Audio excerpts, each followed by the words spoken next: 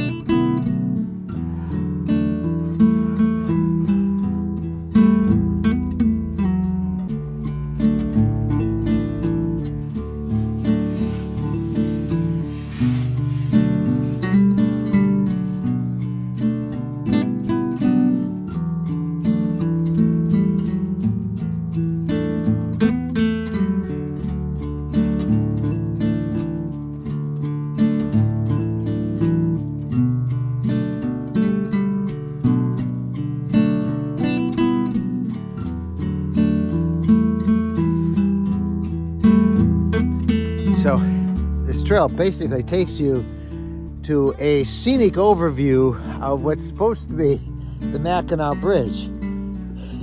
But because of the snow, it's kind of lost in the haze out there.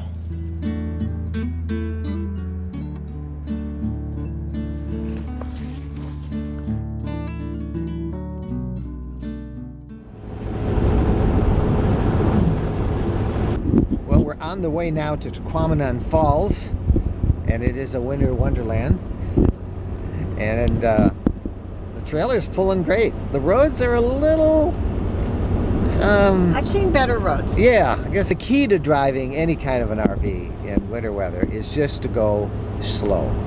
Don't worry about people piling on behind you and making a big line. You go for a speed that is comfortable to you, and don't let them, you look in your rearview mirror and you see them, you know, that's their problem. You're doing what is safe, and you're the leader. And if you got in an accident, think you delay everybody forever.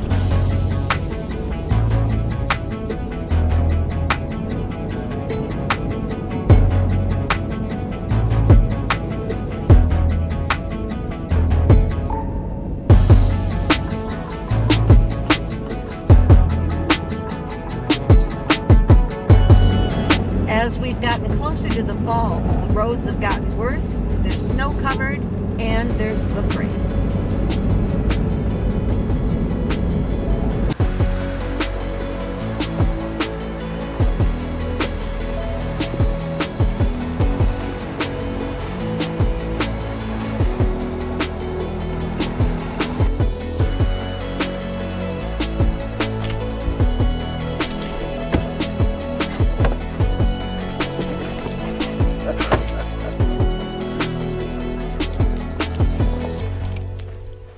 Well done, sir.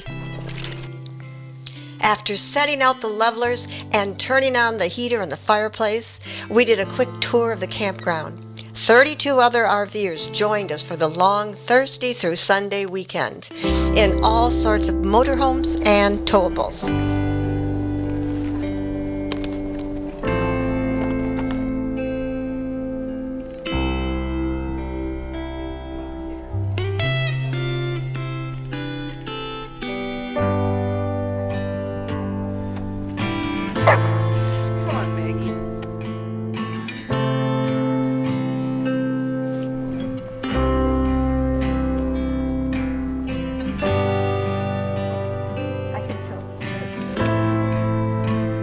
Doesn't get any better than that. No, it doesn't. This is the life. Nice and warm. You know, when we do this camp out every year, we always have to go over and talk to Peter and his son Grant. Grant started when he was 6 years old. Yes. Like a lifetime ago. And there he is now. All grown up. Yeah. On Friday, we had a great group dinner at the Gastropub Inn in nearby Paradise, Michigan, and on Saturday at the Shipshewana Falls Brewery and Pub. You know, people ask, what do you do when you do winter camping? Well, you bundle up, And you do a lot of hiking, cross-country skiing, snowshoeing. I suppose if we brought a sled, we could go sledding.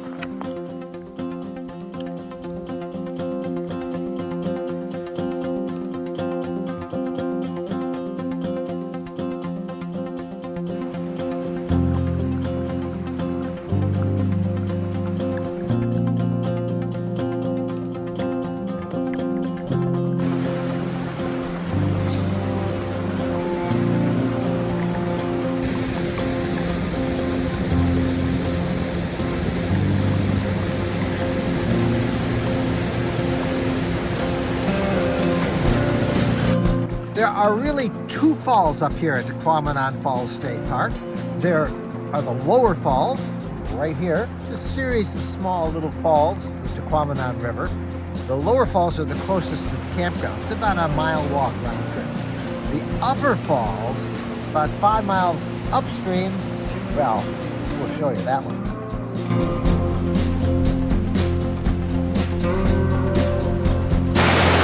And this is the upper falls. That's about 70 feet that it falls. And every time we show this picture, people say, why is the river looking so yucky? Well, that brown color, the copper color really, is tannic acid that comes from the roots of the cedar trees that line the banks of the Shipshewana River here. The water itself is really clear. A lot of trout in the water of the Shipshewana River.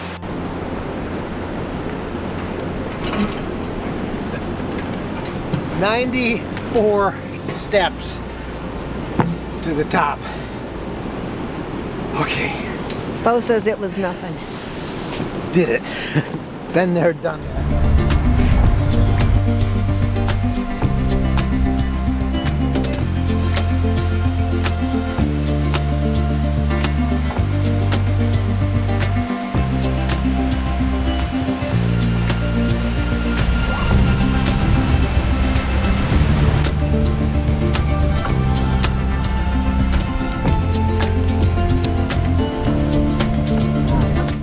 Winnebago revealed its second prototype of an all-electric RV, eRV2 as they call it. In fact, a fleet of 12 is about to hit the roads for tests all across the country. Winnebago says the system will allow an RVer to live unconnected and off the grid, totally energy self-sufficient for 7 days.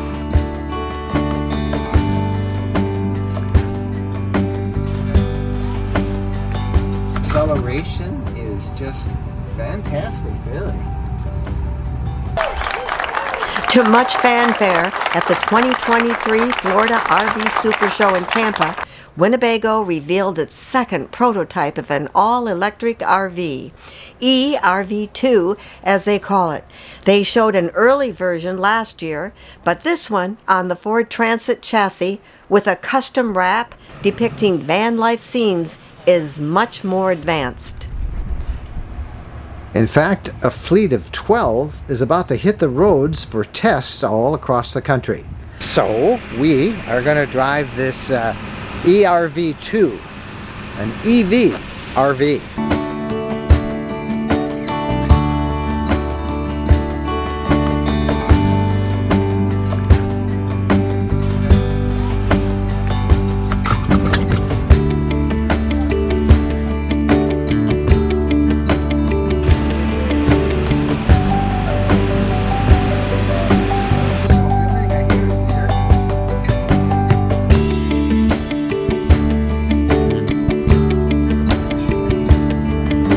Acceleration is just fantastic, really.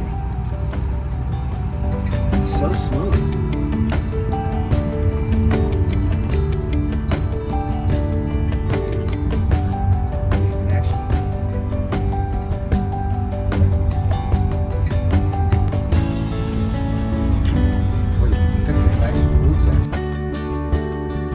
Okay, dear, it's your turn.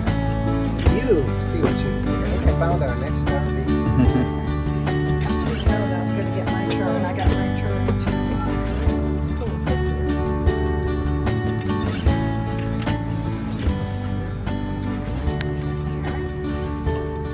Drive, that's Yeah. drive. And off you go. Just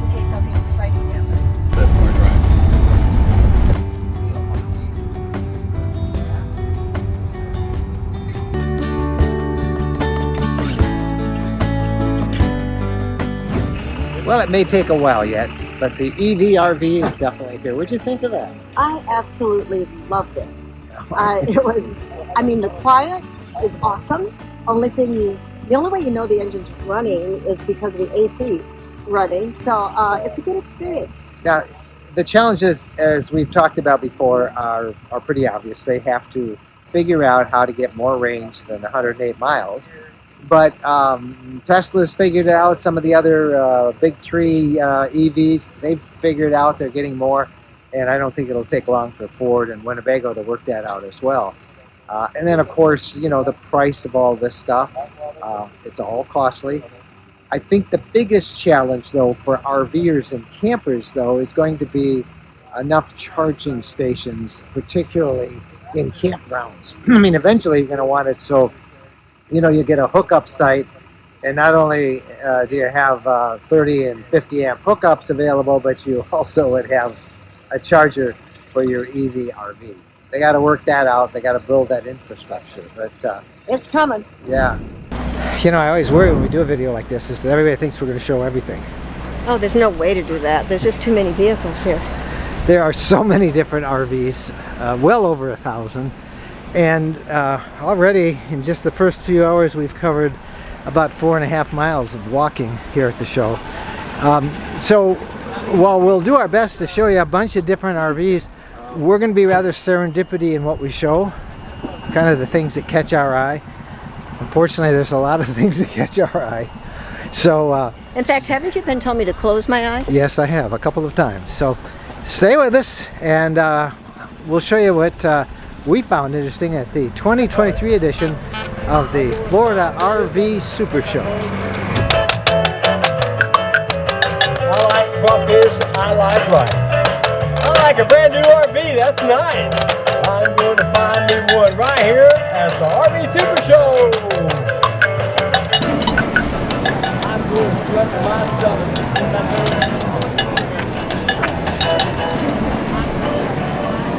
Okay, one of our followers named Ed asked us to shoot something called the Platinum 4 from Coach House, and it's right here. And this is new. So let's go look at it, Ed. All right, Ed, you ask. Okay. Now, Coach House makes a really high quality Class C. I think they're pretty hard to beat, and you can just see coming in right away. Look at those beautiful chairs. Oh, Ed. This is so comfortable. This is the most comfortable seat I have ever sat upon. And look at this little table or workspace, Mike. This has 2 slides, one where Jen is sitting, and then back here, wow, this is a Class C. This is so roomy. Wow. And this is the bedroom in the back.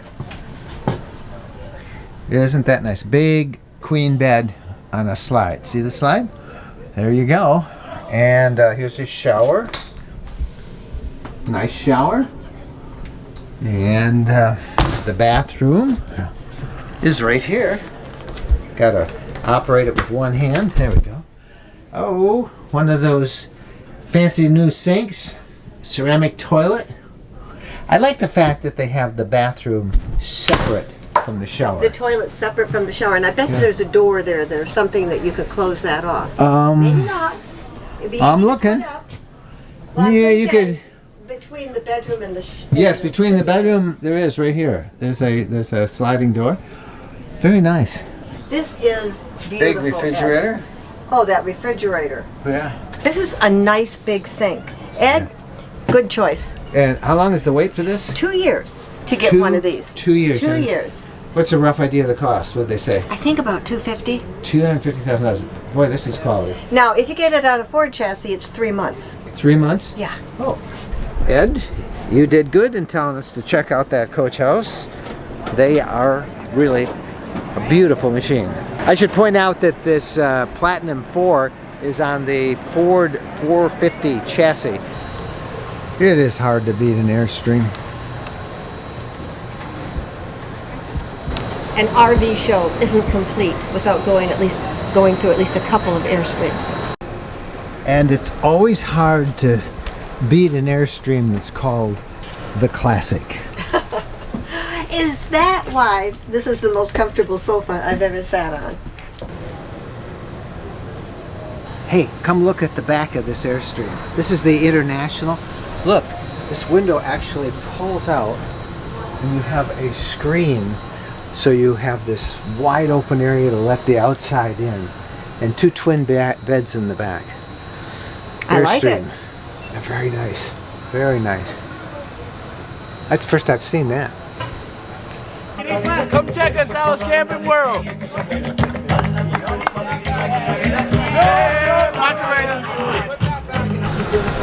So these are all the $1 million plus Class A's that they show every year.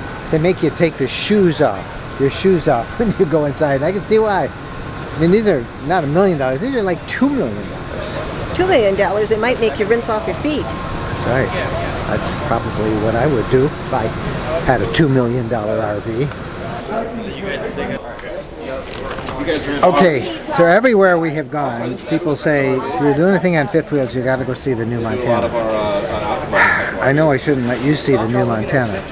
I think I shouldn't let you see the new Montana. That's right, because right there Yes? is a front office. I know how you feel about an office, an official office.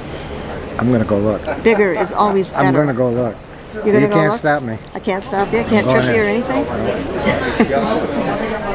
All right, I have to go see this. You can see it on here if you want to do like B-roll or something.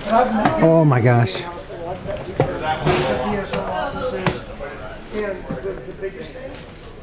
Look at the living room. It is a raised living room, my dear. I bet I'm going to get some holy smokes out of you on this one. Whoa.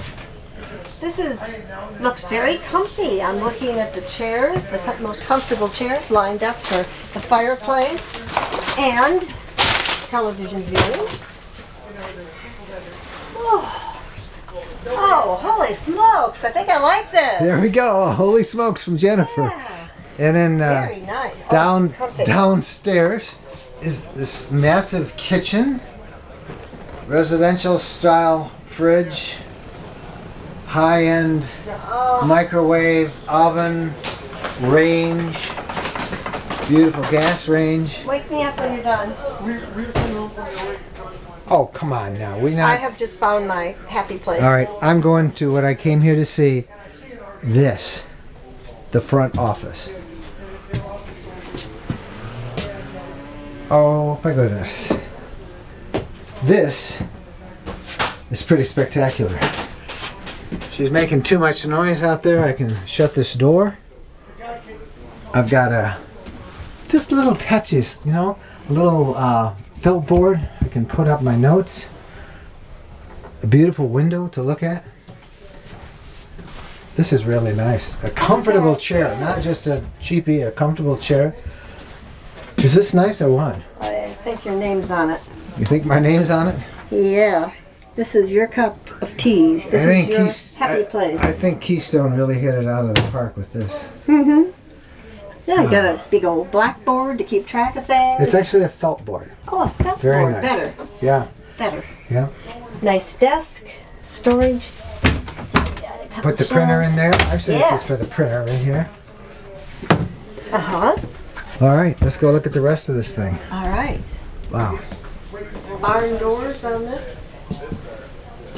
I really like this idea of a raised living room. This is pretty neat. Smart TV, 50-inch TV back Whoa. there. I USB wonder- plugs everywhere on the side there. Over here. Built into the chair is a massage function. Look at that. I didn't see that. I was trying to see if one of these made into a bed. I don't know, they might. I'm going on. Okay. I'll be at the other end of the fifth wheel. Hey, still those nice kitchen chairs. Oh, I gotta look at this refrigerator. Whoa, just like home. Is there any food in it? No, there's no food in it. It's a good use of space. Got up there for the hangers and then the shelves. And this looks like dirty clothes. That's is a what hamper, I'm thinking. yes. Yeah. Very nice. And another smart TV up here. Check out the storage here underneath. This is all for easy stuff, but then this is on a sliding tray at the back. I would open it up, but there's another RV right behind it. Open it so up. you can, it's almost like a garage underneath here. And look, there's your water lines. So they're all in underneath, protected from the wind. And I think some of the heating ducts actually come down and will keep those from freezing. Great storage. And an outdoor kitchen, of course. This is great. It slides up. And again, you can drop that down, but there's your griddle. And here's a little refrigerator. 37 degrees. This is really nice. And that alone. Yeah, really like that. And I should point out that these all come with a TPMS tire pressure monitoring system from TST, Truck System Technologies. That's probably the best tire monitoring system you'll find anywhere. And that comes factory installed on this thing. Really nice. Great, here's another track. See, there's a tire underneath there, your spare. Lots of clearance for it. But some of them will put the spare on the back where it might interfere with the hitch over there if you wanted to hold, bring bikes on the back or stuff. So that's good, putting the tire underneath. This thing is big, 42 plus feet. Comes with lithium batteries, with solar. You can actually put as much as 1,200 watts of solar optionally up on the roof. Comes with 2 lithium batteries. You can always upgrade that. Just a really nice Montana. They said it would be luxury and that it would turn our heads, and they were right.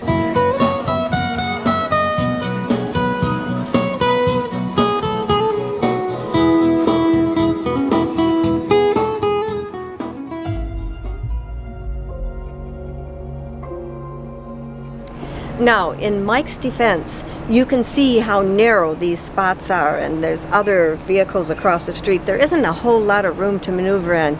But that is still no excuse for what happened. I made a number of fateful mistakes that day. The first one was I decided, I can do this. And when Jennifer suggested Getting out and helping to be extra eyes. I said, No. I can do this myself. Stay where you are. So I started the approach and I cranked it very hard, obviously, to get into this space.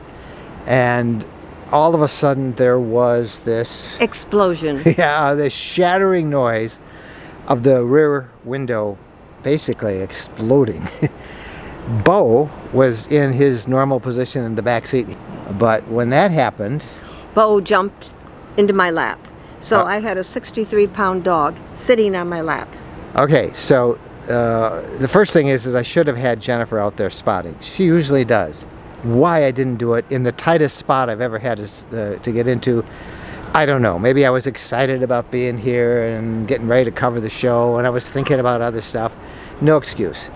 But the second mistake I made, which is totally out of ignorance, has no excuse either, because ignorance is no excuse. I should have known better. I thought, and I do, have a sliding hitch, but I thought that sliding hitch slid automatically. It doesn't. And that is the reason this thing shattered. Now, before he explains what he should have done, we had warning signs. Once before we had a little ding up here. We had it repaired. So if you get any little scrapes along the way, beware, beware. And this is the scrape we have now, which is cosmetic, and we can have it fixed. But any little scrape along here is a warning sign. If I had done one thing, it wouldn't have happened. And that would have been to move the slider. Yeah. Let me show you what I'm talking about. Now, I have a great hitch on this F250 for our Arcadia fifth wheel. It's from Kurt. It's a 20,000 pound hitch. It'll handle that much. And it is on a slider. But here's where I blew it. Nobody told me, again, that's no excuse, nobody told me that you had to activate that slider to have it work. I thought it did it automatically. Let me show you the hitch. and here's the problem. This lever right here is in the towing position, but there's a maneuvering position that will slide the hitch all the way back here and would have given me plenty of clearance. But I have to set that hitch, and then I have to pull it back. It will lock into place, you can see right here, and then I would have all that extra room, which would have kept me from smashing out the rear window. The entire back window was shattered. There was glass everywhere, inside, outside. It was a mess.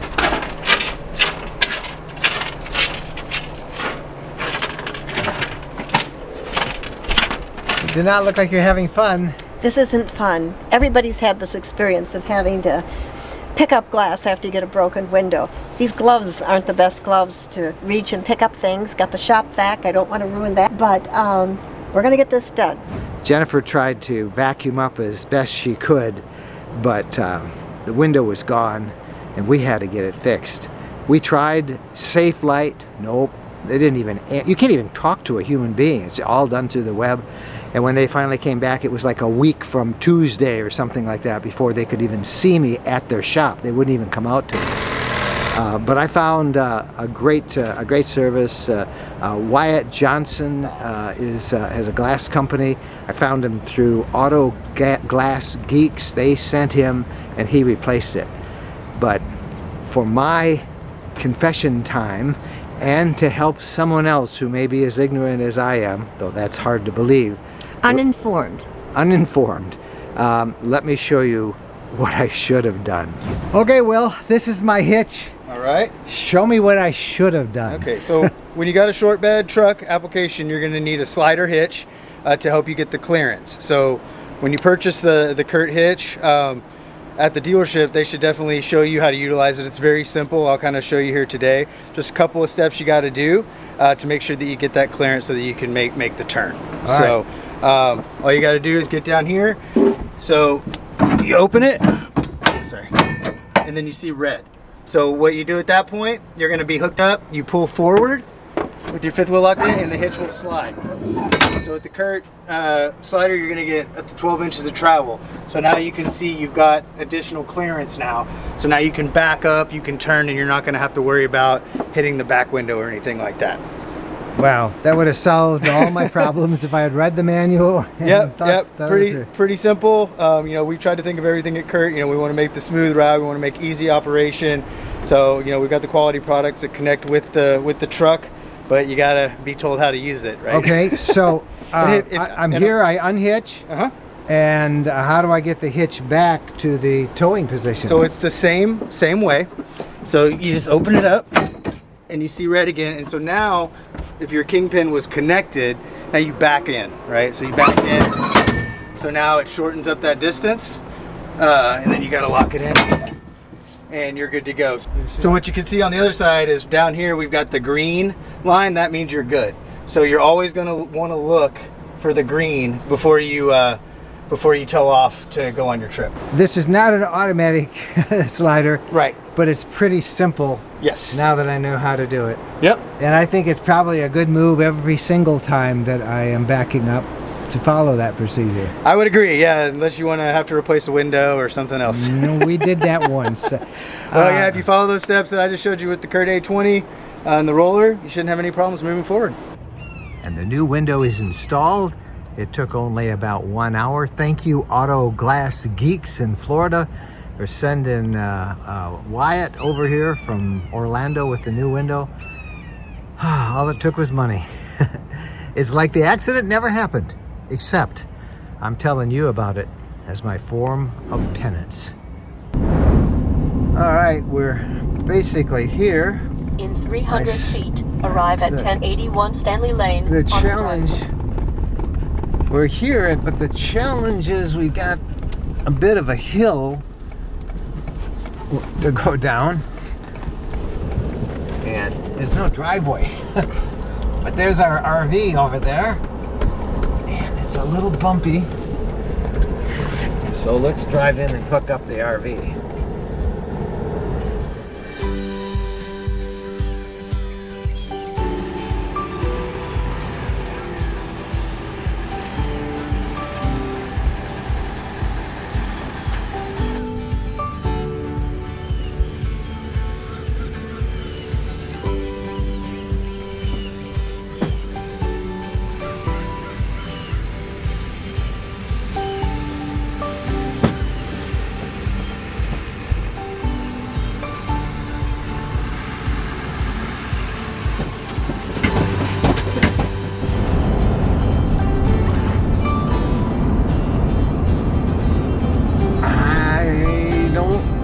if I'm gonna touch it or not. I don't feel it scraping. I'm worried about those rear jacks. I don't know. Feels okay. Oh boy, I'm not sure he's going to be able to clear this ground. It's a little bumpy. I'm afraid he's going to scrape, and he is scraping. It doesn't look like any damage has been done, a little divot in the grass, but they really do need to put a driveway in.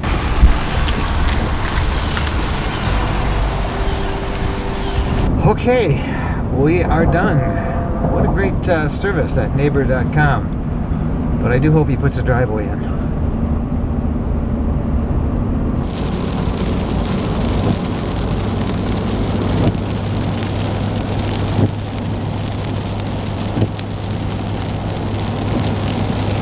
This has been a dreadful drive.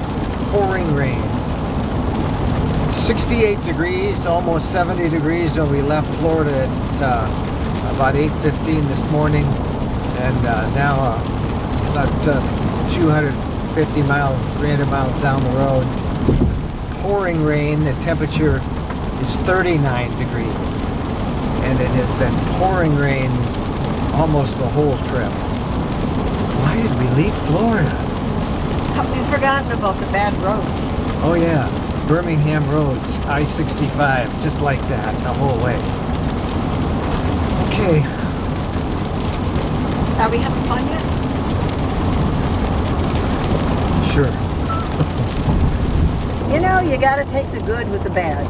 Sometimes it's absolutely knock your socks off, beautiful and freeing when you travel.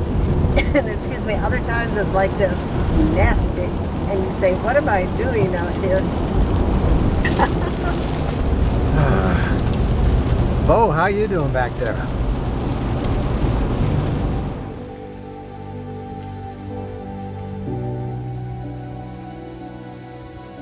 Good morning. What a bitter awakening this was. 25 degrees last night. But that's okay. We stayed nice and warm inside the fifth wheel. But what a mess trying to get in. We were delayed by rain and then ice, and it was just a mess. You can still see the ice on the trees here. But then we got to our property on Loblolly Ridge, and it had been raining here in Tennessee for about a week, and it was just so muddy. I almost got stuck in my own driveway. It was pitch black. Our flashlights, there was a fog. Our flashlights didn't do very much work, and we just couldn't set up. So we went to our neighbor's, Comet Troy, at Camp Linden right next door, and he let us spend the night at one of his sites. And now I'm going over this morning to see how I can figure out how we can get in and set up on our own land. I don't know. It's pretty mushy. It's also pretty cold.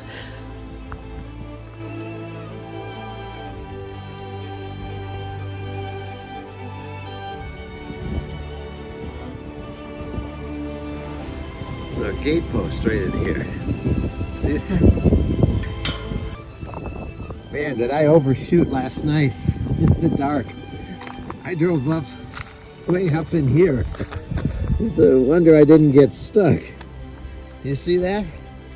And actually, I just needed to come in much wider in here and do a little bit of moving around. Oh my gosh.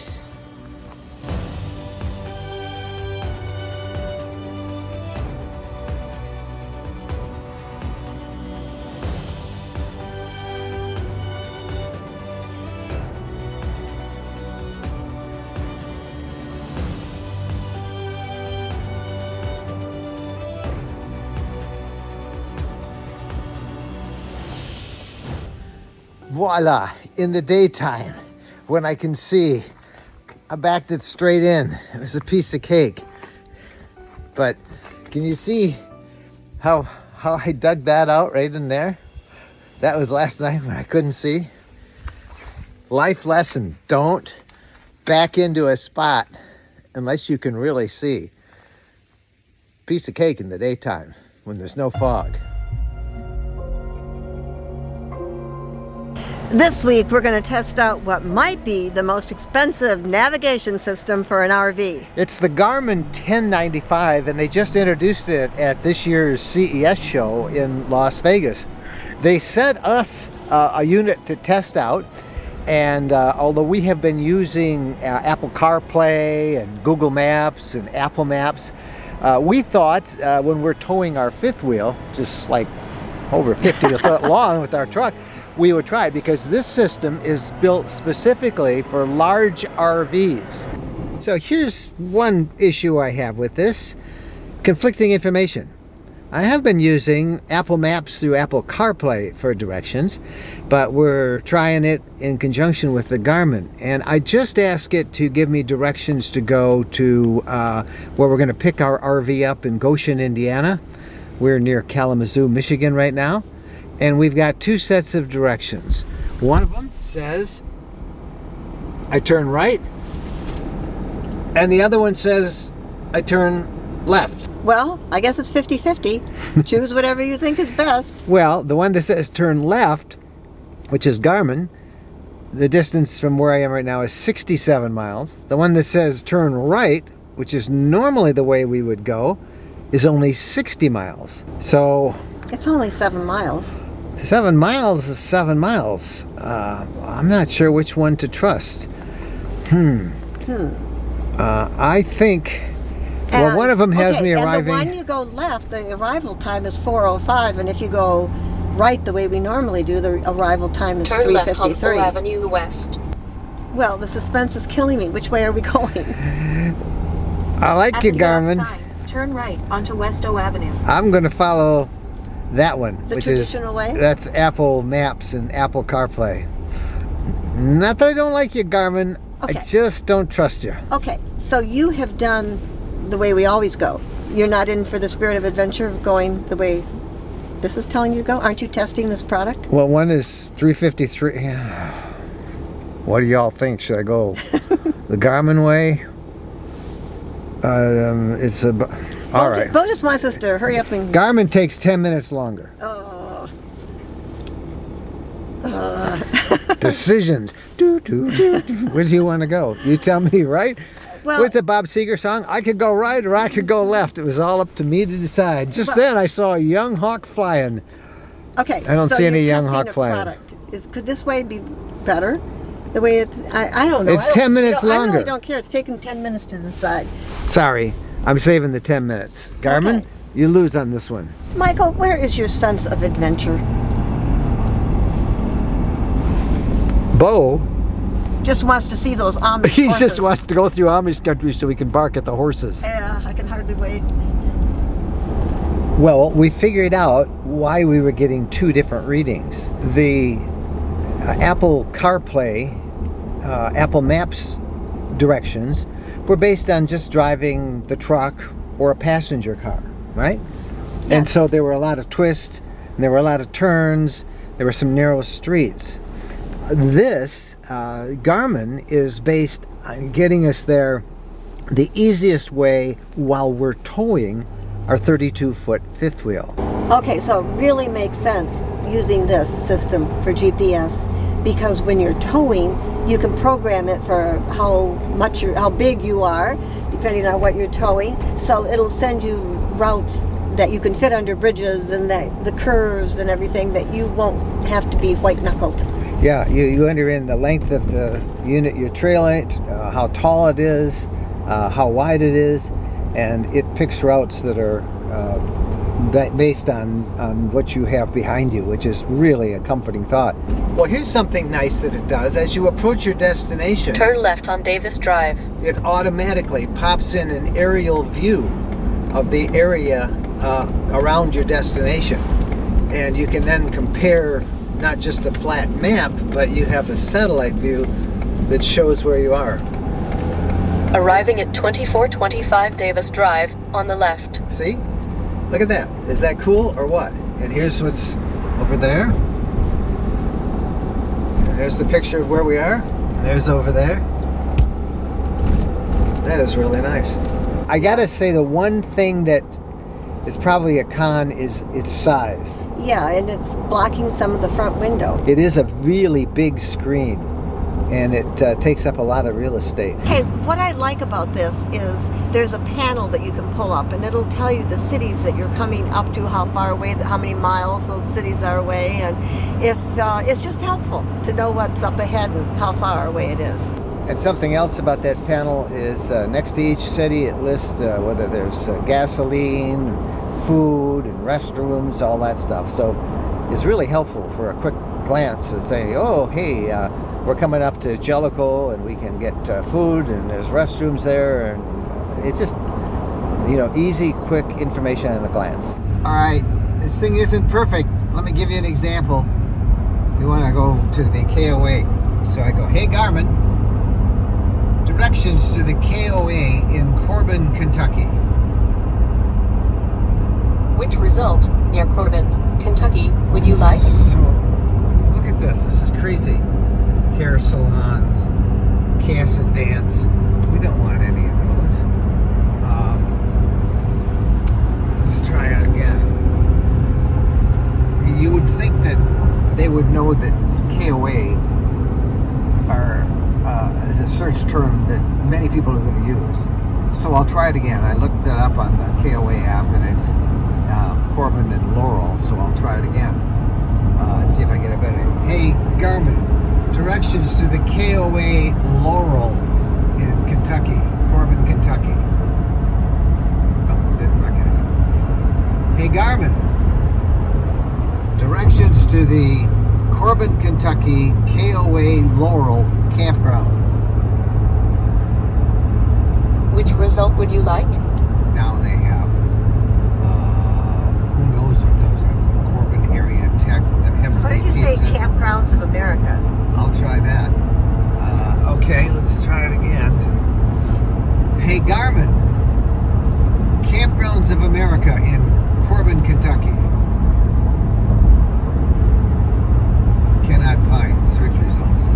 Okay, so now watch this down here on my Apple iPhone. Hey Siri, directions to the KOA in Corbin, Kentucky. Getting directions to Corbin Laurel Lake KOA. Immediately. This is a big For 56 flaw. miles, continue straight. A big flaw. They can't find a KOA, and you saw how Siri did it in 2 seconds. After 2,500 miles and 7 states using this for a month, I gotta say we're a little spoiled. We really did get used to the size of that beautiful 10-inch screen, but the screen is just too big. It really is. We had a suction cup it to the windshield, and while it worked great that way, I don't think the microphone was as sensitive as it should have been if it was closer, but there was no place to mount it. It's that big of a screen. Our biggest complaint probably is the price. It's just too much. It's a lot of money. Now, that said, Garmin makes a wonderful GPS. They have so many great services on it and great features. They make a number of different models that are considerably less expensive than the one we just showed you that we tested. And I would urge you to look at that. I don't think we can recommend spending, almost $900 on a dedicated GPS when really, Android Autoplay and Apple CarPlay work pretty good for certainly no cost at all like that. It's a great GPS. It's just too big.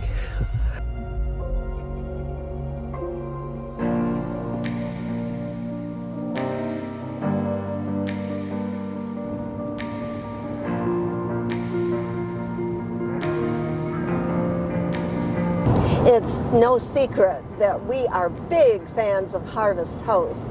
We've been using their services for so many years now, and now they've made it even better. They're offering something new to help you enjoy your camping experience. It's called Camper's Card, and we want to thank Harvest Host and Camper's Card for sponsoring this video so that we can kind of give you a look at what this is all about.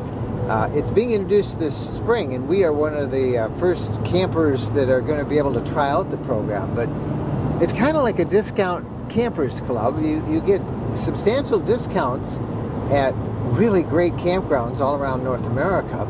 So it gives you even more places to stay. But besides the discounts, there are some really cool perks that you can get too. Little perks like perhaps a free bundle of firewood, being able to check in early or check out late, just little things that make your camping experience not so stressful. So we are in Kentucky, eastern Kentucky today, and we're going to visit one of the campgrounds that are part of the Campers Card program, and we can't wait to show you what it's like.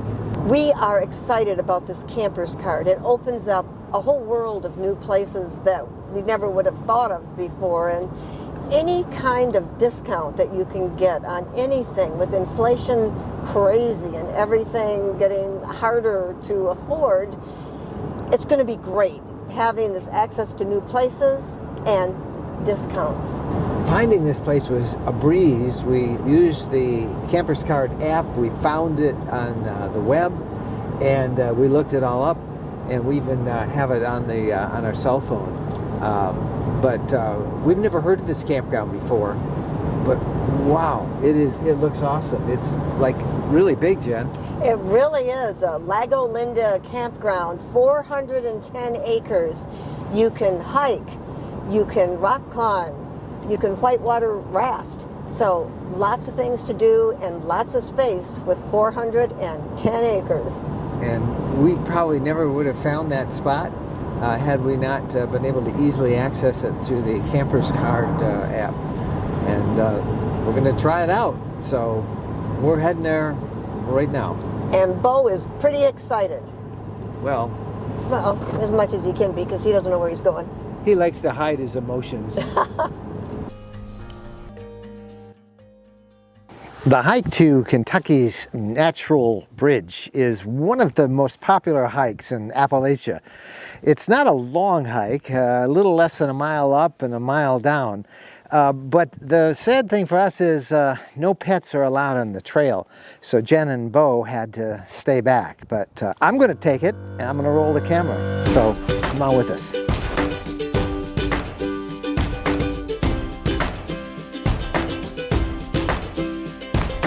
People ask me what my secret is. I just smile and say, follow me. I'm sitting on top of the world, on top of the world. Life's too short not to really live. I got a big heart, I can let you in. I'm sitting on top of the world, on top of the world. On top of the world. I'm sitting on top of the world, on top of the world. On top of the world.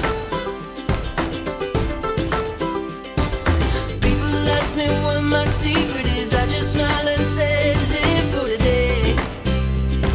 I'm sitting on top of the world, on top of the world. The sun came up and I gotta say, see it in a whole new way. I'm sitting on top of the world, on top of the world. Yeah. On top of the world. Okay, I am now on top of the Natural Bridge. Wish I had someone with me who was down below and they could get a picture of me going, hey, from way up here. But I'm up here and it's pretty spectacular. There's the view. You can see forever.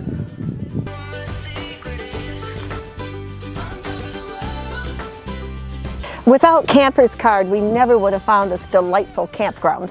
Not only the campground, but this entire part of eastern Kentucky, it just wasn't on our radar. And what an awesome place it really is.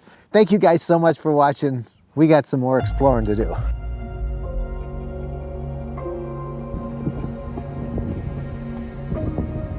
What's the matter? There's absolutely no acceleration. It won't go but a couple miles an hour. So have you looked in the engine compartment?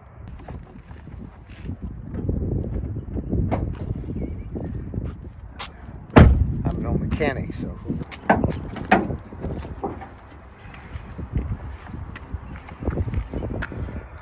Everything looks okay to me. Well, I think we should call a wrecker. Yeah, I wouldn't know what I'm looking for anyway. Well, if it were real obvious, you'd know. Well, I've called 2 wreckers, flatbeds, and none of them can carry this because it's too tall. And when they get it on the flatbed, the trees and branches and everything are just going to beat it up. That doesn't leave us a lot of options here. I'm going to have to drive it. It's 11 miles to the Sprinter dealer, but this thing won't go more than 10 miles an hour. Well, I guess we're going to test the patience of our fellow drivers.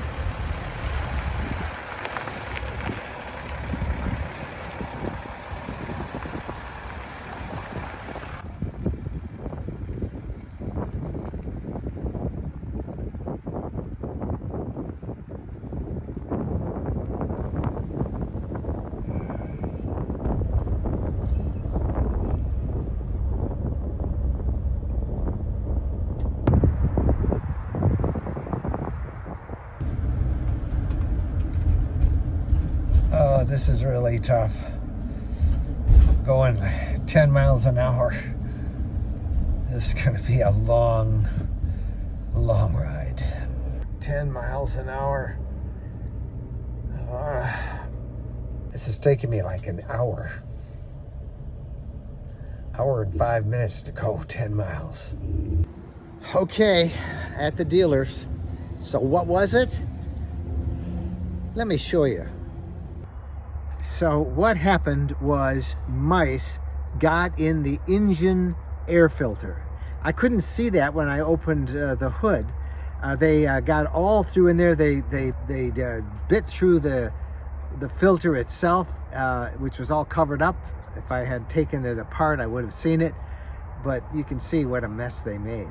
So they cleaned it all out. It all works fine. There was no damage done other than I couldn't go over 10 miles an hour because there was no air going into the engine. But we fixed that. Now the challenge that we have is how do we keep mice out of there? The dealership had no real solution to me other than they said some people put bars of Irish Spring soap in, some people put dryer sheets in, some people put some mouse repellent packets that smell like peppermint. But then they said none of those have worked. They see it all the time, and it's just not mice that cause this problem, and it's not just during the cold winter months. So welcome to Embassy. One of the things we like to show here is we use composites, marine plastics, and aluminums in our RV builds with no wood. Our walls in our offices, we actually build out of our composite. There's no wood. And these are laminated composite panels that are just a superstructure that has no drywall and no wood in it. And then we wanted to show how we could roll a corner. There's no mud on this corner. Now in Florida, you know, when the hurricanes hit, you got to tear your drywall off the bottom of your walls and you have to dry out the studs and get rid of the insulation or whatever's in the walls. This is a composite wall system that can't absorb anything. Well, what does this exactly mean to RV owners? RV owners, it means you're not going to have mold or mildew.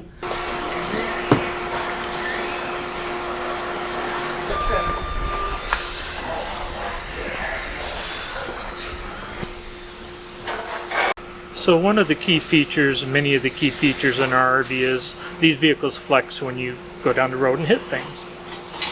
We create cabinets that can flex. This is all aluminum constructed cabinetry that we created. It's super lightweight. I mean, this thing weighs hardly anything, but when we put it together and build it into our structure, we have the most unique cabinet system you could put in an RV. So what you're saying is that wood doesn't flex. It does not flex, and it rips the staples apart when it tries to, and then that's where your squeaks and rattles and all that come from. Let me see how heavy this is. Oh my, this isn't bad at all. It's probably 5 pounds. I don't think it's Maybe that. not. I don't think it's I that. haven't weighed it, but I know it's light. This is our one-piece composite floor that you just saw installed in the other vehicle. And when you come around, you see that it's 1.5 inches thick, and our floor doesn't feel cold when you walk on it in 14 below zero.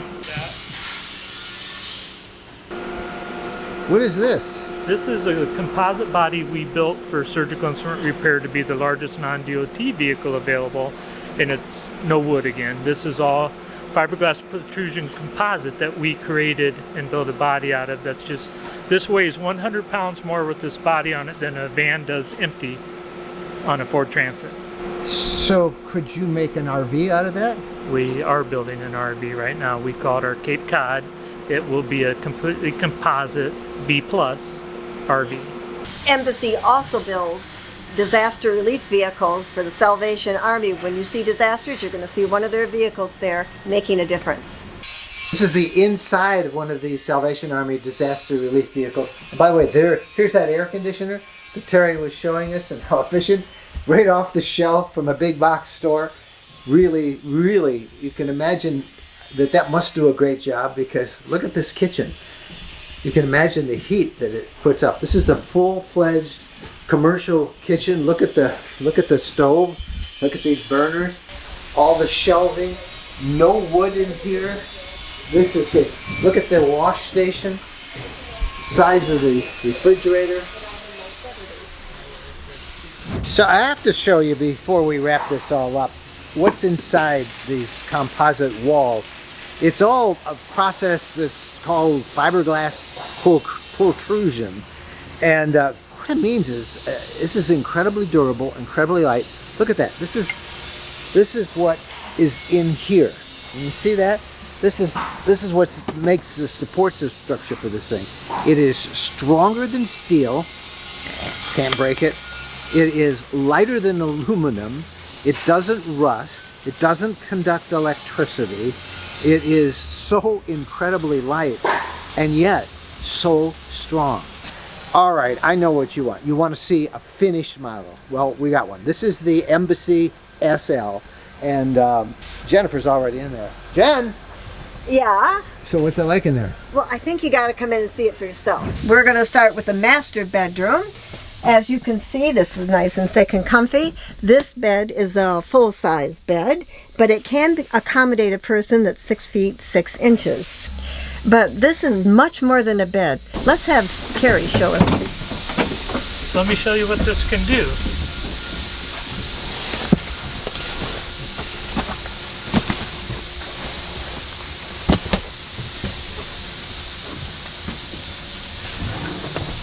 You can access storage easily. I can slide this out of the way, an extension to the kitchen. This one will also do the same thing, and then I have a massive open storage, and it also has storage underneath for folding bikes and things like that as well, if you don't want to turn the bed into something else. When this one folds up, this turns into a desk, and you have this open concept out back with a beautiful view and do your work off your desk. It just does all sorts of things back here very easily. This is obviously the galley, real Korean countertops, very nice. And look at the size of the sink. Now the thing that I am most impressed about this is that it has an ozone water purification system. So all the water that you are going to consume has been sanitized. I gotta say, I have never seen such a nice pantry in a B. Look at this. Is that nice or what? 1, 2, 3, 4. Storage room. Ready to look at the refrigerator, a 6.8 cubic foot refrigerator, which is nice, and we have a drawer freezer. Okay, everybody out there, have you noticed the extra seat belts? I have 2 extra seat belts, 2 over there, so possibly 6 seat belts. This will pull out at night and make a queen size bed. This is the second bedroom. We saved the best for the last because everybody wants to know how much they cost. And I think as much as that innovation that we just showed you is cool, we should tell you that the most amazing thing is the cost of these vehicles. $152,000. Now we just came back from the Tampa RV show, and almost everything we saw was well over $200,000. All the Bs, the latest Bs. This is 152 grand, and they've built with all these upgraded materials. Terry says the reason why is because they don't have middlemen to go through. It's all factory direct. but the price is really quite reasonable. We should also tell everybody that they didn't sponsor this. We just have been in touch with this company for a number of years, and we wanted to really do a story on their innovation, and so much to share that we didn't have time to tell you about. Pretty cool place. A very cool place. If you're a regular follower of the RV lifestyle, you know that a big part of my enjoyment of the RV lifestyle is also being able to enjoy my hobby, which is ham radio. Now, I happen to be in my home right now. This is my ham radio shack, my base station, if you will. A big radio and a tuner and an amplifier and lots of equipment. But when I'm in the RV, it isn't nearly as big as all of this stuff. I carry some very small radios. Now, hardly a week goes by that I don't get a note from somebody somewhere asking me to tell more about ham radio and the RV lifestyle. So I thought I would just take you with me on a few of our trips, show you how I set up our station, what I do on the road, and then take you to a very special event in Dayton, Ohio that's held every year that brings hams in from all across the country. And this is just one of many hobbies that you can enjoy in the RV lifestyle. But for Jennifer and me, this has been a lot of fun. We've met some great people, and it just adds another element of fun being able to have a hobby that you can do on the road. So come on with me. That's one of a couple of radios I have. But no matter what kind of radio I use, I have to have, the most important thing is this, an antenna. Now, this is a wire antenna, and there are a couple of things that I can use to get it up high. Number one, I have and carry a expandable pole, a telescoping pole. See how that goes? This thing is basically 18 feet high, and I have a small little tripod I can put it in. And the other thing is I can bolt it to the back of the ladder on the fifth wheel, and I can also attach it to like my truck or the motorhome I have. So this will get the antenna up about 18 feet at the center. But that's only part of it. The most important tool for that antenna is this, a slingshot. Now, attached to this slingshot is a fishing reel, and I use a small little sinker here, and I shoot that sinker. Well, let me just show you. I don't have to get this too high up here. I just want to shoot it between that little V right there.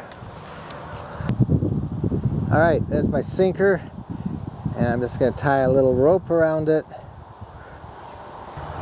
and then we'll try and haul that up. Let's see how that works.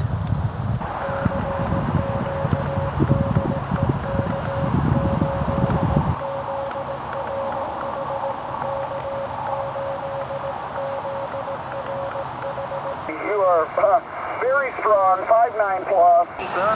All right, so I have been hooked up now, and I've talked to people from Indiana to Maine to Iowa, down into southern Tennessee, up to upper Michigan, and that's all working well with this antenna. Thanks to my trusty slingshot, we are transmitting. This is a gathering called Hamvention, and it brings amateur radio operators from all over the world. And if you are interested in two-way communications, radios, electronics, this is the one place that you have to be. Better choice. Well, I was going to work my way over here and then put my own ends on.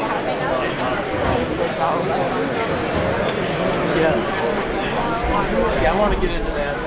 RVers have their own group within the Amateur Radio Society. It's called the RV Radio Network. Yeah, so we have our own rally in Texas this year. We operate portable and combine that with RVing, different types of antennas, and just great to see everybody's system. Kilo, Charlie 0, Lima, Kilo, Victor. Lima, Kilo, Victor, is that correct?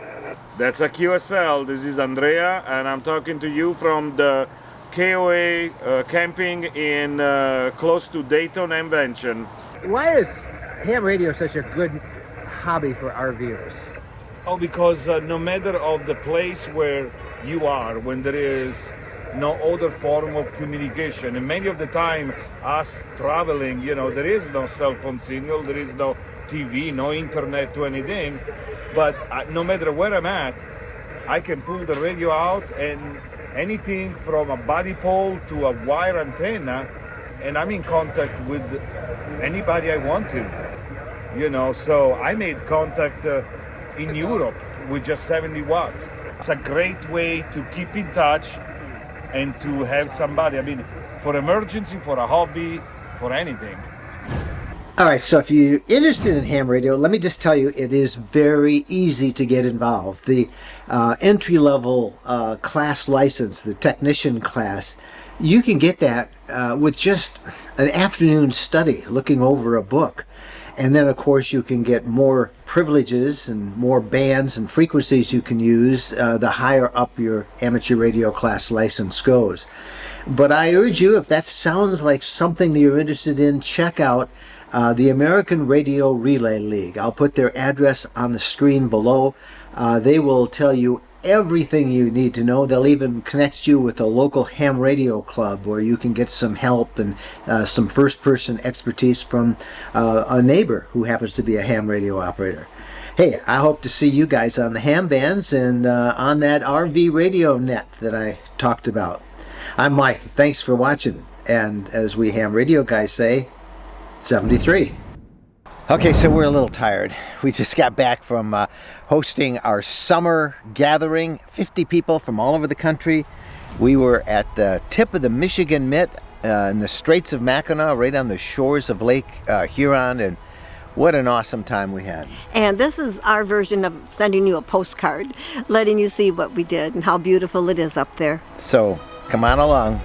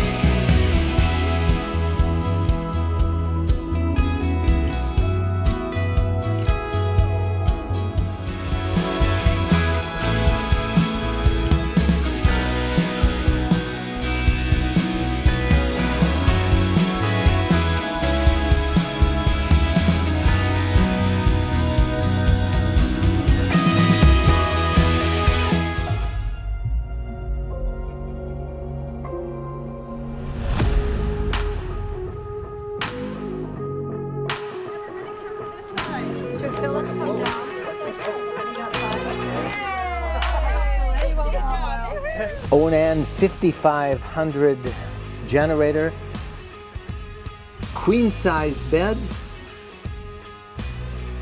These are recliners. You pull this. Oh. Open it up. Mike, I think it's time for you to show them your favorite part of this RV. This is awesome. Everything folds together, slacks up in here. Just so much room. I mean, it's a great party RV as well. Yeah. Well, let me give you a tour of the exterior of the Carbon 360, and let's start with this pin box. This is from Lippert, and it is the Trail Air. It is a awesome pin box. It really makes for a smooth ride. There's not the porpoising or the chucking that you see on so many pin boxes. This is the front of the unit. In here is the propane tanks, two 30-gallon tanks that give you lots of propane to use. And in here, this is locked, by the way, which is always good. This is your Onan 5500 generator. This has its own fuel supply that comes on. It just does you a great job. So for boondocking, there are docking lights on. Up top, also locked, by the way, is more storage. And this is great. You can see that the solar panel controller is there. The solar charge controller up on the roof is 300 watts of solar. There's a solar disconnect.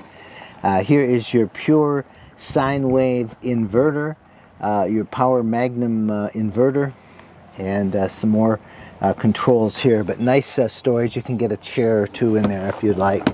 And that's great storage. You might want some specs on it. You'll find them all written here. The unloaded weight of this toy hauler is about 12,940 pounds. Its gross vehicle weight is 17,500.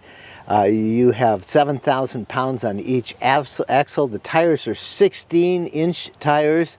You'll find this has a cargo carrying capacity of about 4,500 pounds. Nice setup. In here are your two standard 100 amp hour Dragonfly 100 amp 12 volt lithium batteries. Up here, this is the Lippert 6-way leveling system. Automatic leveling, so nice. They just do a great job of automatically hitching and unhitching. All you got to do is read the instructions. But there's the level up system. Let's go in. All right, before we show you the living room, let's show you what's at the front of the coach. First of all, just a 3-step rise up to the upper level. All the controls are to your left, and this includes the generator controls, the slides, the tanks, so you can see what the tank readings are, the thermometer, the thermostat, and some light switches. So all the controls there. To the immediate left is the bathroom, and it's a door. Notice this, it's a real door instead of a pocket door. We'll talk about that in a minute. But here's the bathroom. Nice room in the bathroom. A pretty large medicine cabinet. Lots of room for lots of things. There's also storage underneath. You see, 2 shelves. And over here, to the left of the shower, are some more shelves. Nice shower, glass door. It opens to a pretty full-size shower with a skylight. There is a fan in the bathroom as well. Nice secure hooks on the wall for all of your towels, and a ceramic toilet. A little cubby hole down at the bottom of that cabinet. Isn't that nice? Okay, now remember I talked about this door. I want to get in the bathroom. Suppose it's the middle of the night. Here's my criticism. This door should be a pocket door, because for me to get in, I'm standing on the edge right here. Can you see my feet? In the middle of the night, I could easily fall down those stairs. So to shut that door, you got to go right to the edge of the stair.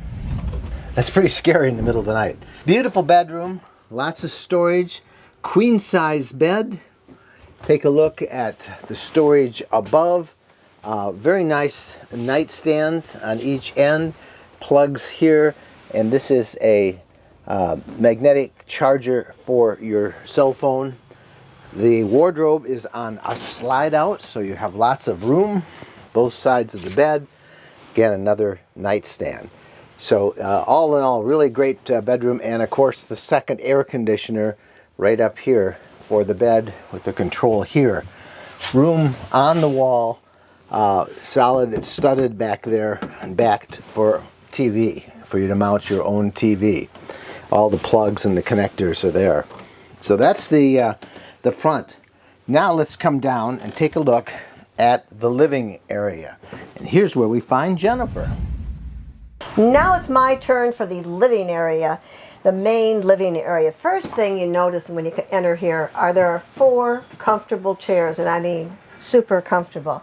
These are recliners. You pull this, and your legs go up, and then on the side, this is for heat. If you want to warm yourself, maybe it's winter and you've been outside snowmobiling or snowshoeing, you can sit here and it'll heat. But if you just want a massage, you're going to push that one. Maybe we'll stop this video and complete it later. I'm kind of enjoying this massage. No, come on, you got to work here. Oh, man. Okay. All right, so I'm going to push this in and down. Best part about these two is you're directly across from a 50-inch TV. You've got this workspace, countertop, but if it's television time, we're just going to push this, and up it comes. 50 inches of TV screen. We've got a residential refrigerator. Open it up. Freezer down here. And down here, lots of freezer space. Now comes the fun pantry. 2 doors on this pantry. This is nice to have 2 doors, so I think it won't break as easily as if you have one big heavy door loaded with everything.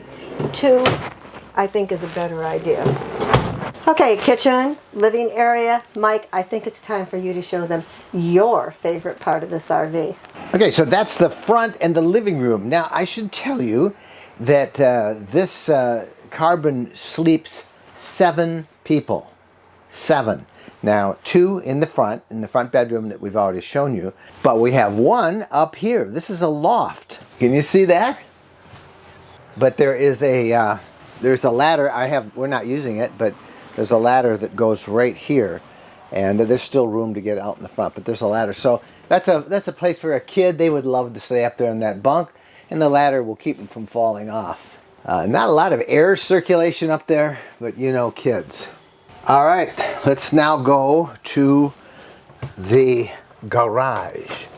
This is the garage. Now, I want to apologize because I'm using this unit that we're reviewing while we're up on our summer meetup for the RV lifestyle fans and followers. And all these boxes are prizes and things that we're giving away, so I have them stacked in the garage. But you can see how much room there is, nevertheless, with these boxes here. They have some carpeting down, but you can take it off. You can see it's a nice industrial floor if you're loading up ATVs or motorcycles or whatever your favorite toys are. Can you see up there?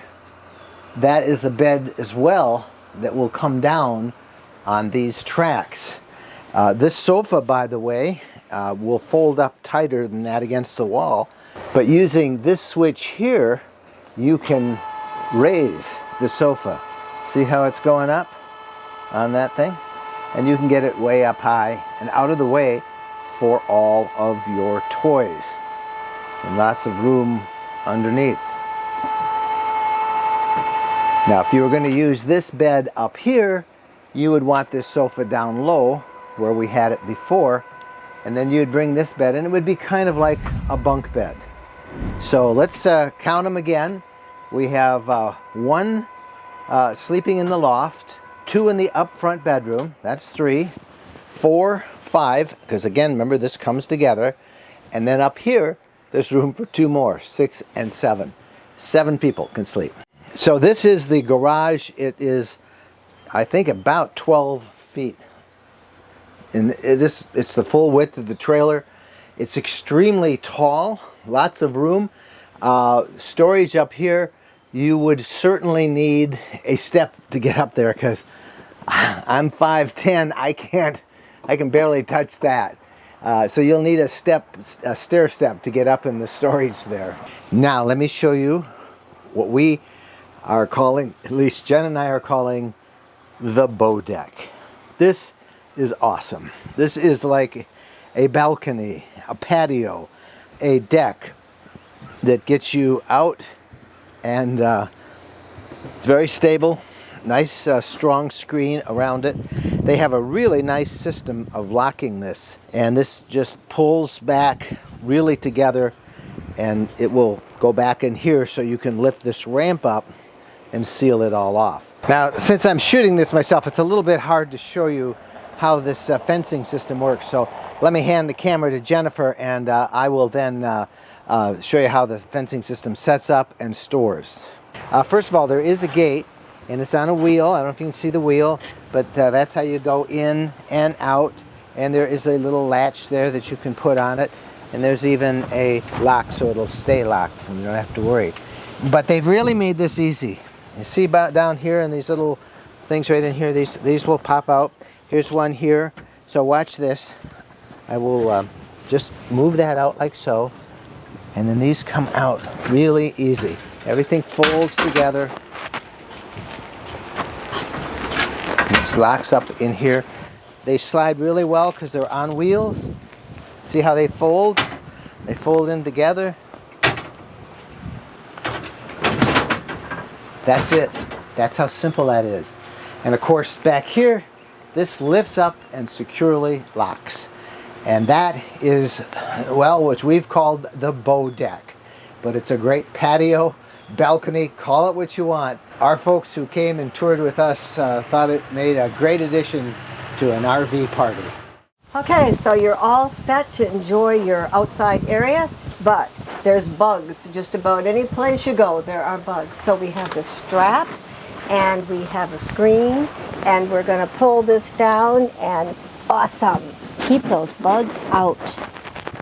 By the way, there's a second awning, which is nice. You want that extra shade to sit there when the sun gets at just that right angle that you need it. So 2 awnings. Now, how do you use this thing? Well, I should point out, as I told you, we were at our gathering, and we have about 50 people here, and we had them all over last night for a campfire. And naturally, everybody wanted to go through the carbon toy hauler. We must have had a half dozen people out here on this back deck, the bow deck, the patio. Besides Bo, who likes to use it himself during the daytime and in the evening. They were in this. They were all over touring the inside. Just so much room. I mean, it's a great party RV as well. This is where I will park our fifth wheel. This is a 40 by 15 foot pad, concrete pad that we're going to have poured today. This is going to be critical because I will keep this RV here all the time when we're not traveling. And we really feel that we need a concrete pad. The contractor I picked to put this pad in is kind of unique to us because besides being an expert in concrete, he spent 18 years in the RV industry, so he knows his stuff. But first, we got to get some concrete poured.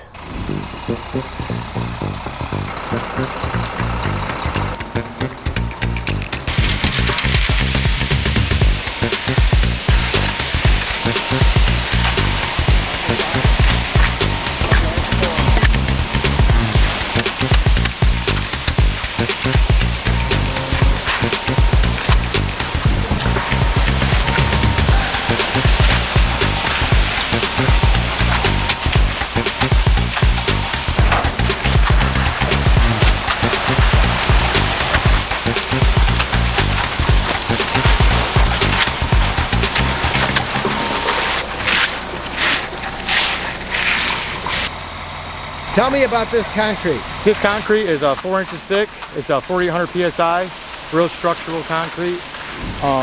You know, I recommend this. I was in the RV industry for 20 years, and then after work, you know, we would do concrete, and I finally just took this business. This concrete is something I recommend people that have fifth wheels, or just any RV in particular. You know, during the season change in winter, you're getting a lot of settlement and stuff like that. This is something that's really good for your stab jacks. It holds the weight. It's consistent. You're not settling on one side or the other with frost and defrost. This is definitely something that I would recommend for the RV world. Something else that's nice with this is, you know, if you're using the insulated tire wraps and everything like that for your RVs for the wintertime, this is also a slab you can take, set your levelers or your stab jacks down, lift yourself up, a lot easier, put your tires, you know, straps on there, set your RV back down with just minimum pressure on the tires, saves from dry rotting or anything like that, yes. Is that a bunny I see? Okay, so the immediate question is, are we going to put a bow paw print in there? Press down pretty good. There you go, Bo.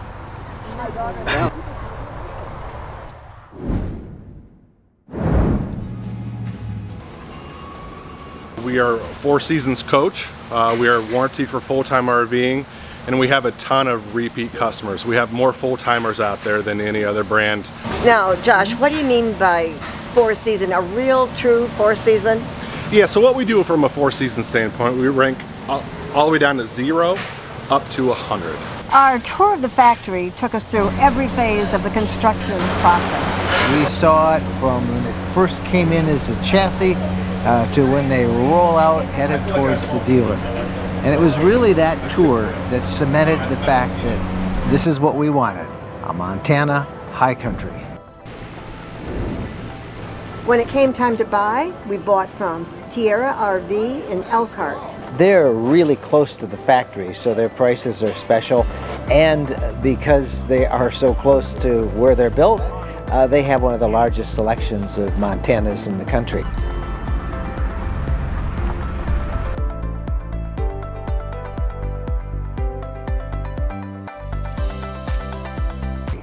We brought it home, we parked it on the pad of our 10 acres in Michigan, and now we're going to take you on the tour. Most fifth wheels are 35 to 40 feet long, weighing 12,000 pounds or more. To tow them demands a 3/4 or 1 ton truck. Well, here's the answer to that problem, a smaller fifth wheel. This is the Keystone Cougar 2100 RK. The length, 26 feet, 3 inches. The height just a little bit over 12 feet. It can have 2 air conditioners, so 12.7 if you have the second air conditioner. Now, we switched to a fifth wheel about 1.5 years ago because of the extra room. But what's amazing to us is, even in these smaller fifth wheels, just how much room there is. Let's go inside. When I walk in, the first thing I see is the kitchen. How many times do you walk in and you need something from the kitchen area? Well, it's right here. Dishes, silverware, glasses, anything you need. Sink. Walk through, microwave, 3 burners, oven, near residential refrigerator, big freezer area, refrigerator. Following around the spacious living area, we have a sofa that makes into a bed. This is on a slide, so you have that extra room. We have windows, the little side window, which is nice when you're sitting here. When I sit down here, I look, and there's the television. Easy to see, right there. Table, bench that's comfortable. And also that table will come down, and you could sleep a couple little people there. Lots of storage. Oh, and my favorite thing, hooks. Seems like we always have things that we need to hang up and have them handy. Lots of storage, everything you need right there, handy. We have some space by the sink. Let me give you a quick run through the outside of this unit. You've got a full-size bumper hitch here. You could take a small trailer. You could haul your e-bikes, all that sort of stuff. Electrical hookup here. This is the slide. The one slide on this unit, and it is kind of like a living room slide, which you can see it's not that big of a slide. just about that big, but it gives you so much room inside. Come on down the rest of the way here. This is the fresh water fill. So you basically take that off, and that's how you fill your fresh water tank. Love this pass-through storage. Look at this. This is all the way through to the other end. Hello. Hey, we could call this a second bedroom. Right. This is a second bedroom. Just think of camping in a tent. Yeah, you really could sleep under there. But think of all the room that you have for chairs and storage. This pass-through storage is it's pretty nice. Can you believe that this is 26 feet 3 inches? It's amazing. This is a trend that you are going to see a lot more of coming up at the Hershey RV show, and then at the Tampa RV show, and then at RV shows all around the country. But we'll show another model just to give you an idea of how hot this trend is. We're going to look at another one that's also very short, very lightweight. Meet the Arcadia Select. It's 26 feet 4 inches and 6,800 pounds. The layout is pretty much the same as we saw in that Cougar Sport. The point being here, though, is that there is so much room in these fifth wheels, and they're so easy to tow. Why customers traditionally start out in travel trailer and work their way up to a fifth wheel is they're easier to tow. And if you think about it, you've got about 4 foot of the fifth wheel in the bed of your truck versus a travel trailer. All of it is behind your truck, and it's just easier to tow a fifth wheel. These are part of what you're going to see throughout the entire industry. Smaller, more compact, lightweight fifth wheels that can be towed by much lighter vehicles. Your Ford F-150s, your GM 1500 series. That's going to make a big difference in the industry. And it's going to make a big difference to a lot of campers who are going to experience the joys of fifth wheel travel. Shipshewana, Indiana is a small Amish town in northern Indiana, close to Elkhart, and a popular spot for RV rallies, like this recent Camp Better gathering, sponsored by Keystone RV for 24 of its ambassadors and their families. We tagged along, enjoying the friendship around the campfire. There were seminars on the latest RV industry news, RV factory tours, and entertainment. But we also did a bit of exploring, starting with the town of Shipshewana itself. Shipshewana, of course, is in the heart of Amish country.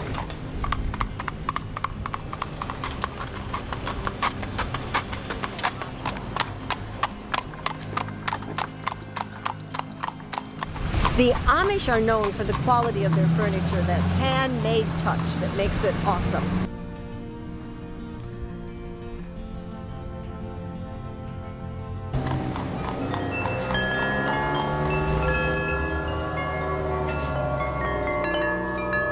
Boy, these are wind shocks.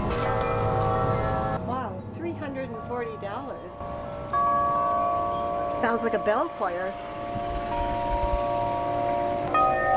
Holy mackerel. You'd know if there was a breeze.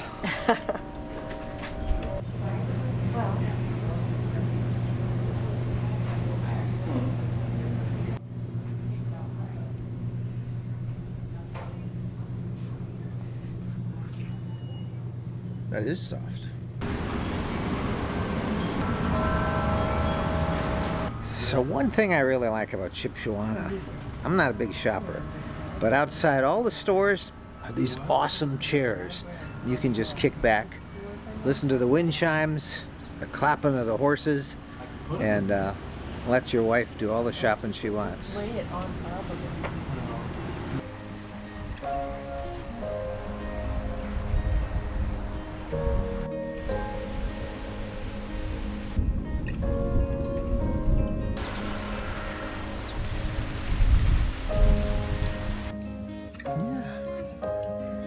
Say hi to Bo. These are nice horses.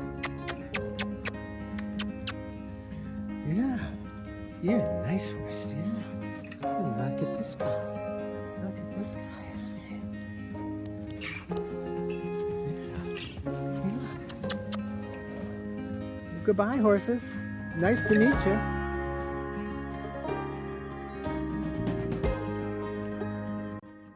The campground we stayed at was the Shipshewana RV Park and Service Center, walking distance to town and featuring its own RV repair shop for campers. This is a great campground.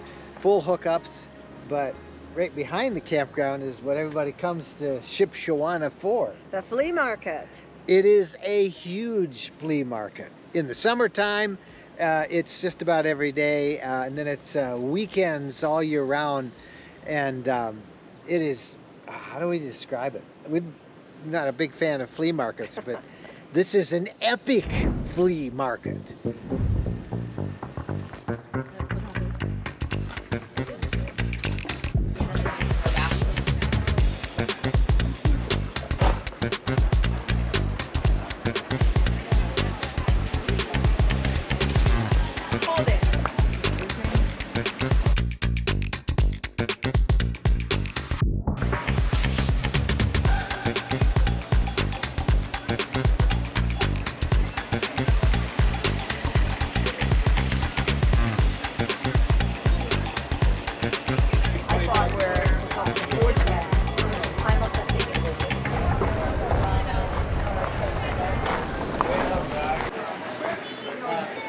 Back at the campground, Keystone put on a woman's RV driving school. You know, I guess it's a given that if you're the only driver, you have to learn how to drive. But if there are two of you, it's really a good idea that you both learn how to drive. And if you're at an event, like we are at a rally, and there's an opportunity to take a driving school, get yourself over there and learn how to do it. You want to back up just a hit more. Keep coming. Keep coming. There you go. At least you can hear that. It wasn't seated properly, so you just lower it With down. my fellow You kind of see that students, pin drop we further learned down, about you back up hitching and and fall. unhitching, backing up, can feel and the it, art yeah. of pulling a fifth wheel trailer. So then basically,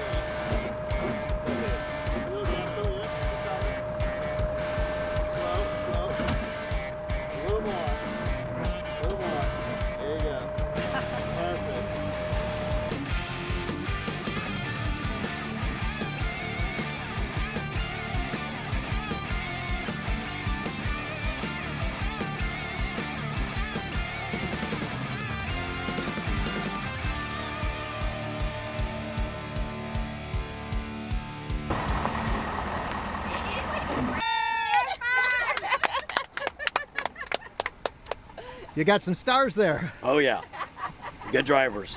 It's hard, your brain, it's hard to process the opposite and the way, so you have to like sit there and really think about it. Yes. Did you guys drive before? Is this the first time you ever tried it? First time. Yes. First time. So a little more respect for the other person in your group, right? And when we're giving you backup directions, we have a little more respect now. Yes, yes. More grace and less frustration. I think it's a really cool idea to empower women to be able to feel comfortable doing these tasks. Did you outdo them before? I've done everything but backing up. Yeah. So I haven't done the fifth wheel like this. I've done we've got an Anderson hitch, so I've backed up, and Jerry's done everything else. But it's different. So if somebody else has that, I can at least help them with it, know what to do. So a little more respect for your partner who has been doing this up until you. Hey, it's all yours. Yes, lots of respect to our husbands that do it all the time. But it is really Our spouses. important to know Very this. important, Yeah. absolutely. It's about 70% of all RVs and RV parts are made in this part of Indiana. And so when you're down here, like we were, it is an opportunity to learn about the parts and the equipment and the RVs that you see on the roads through plant tours. And today we're at Mooride, which is a big supplier of some pretty cool products to the RV. So we're going to tour their factories.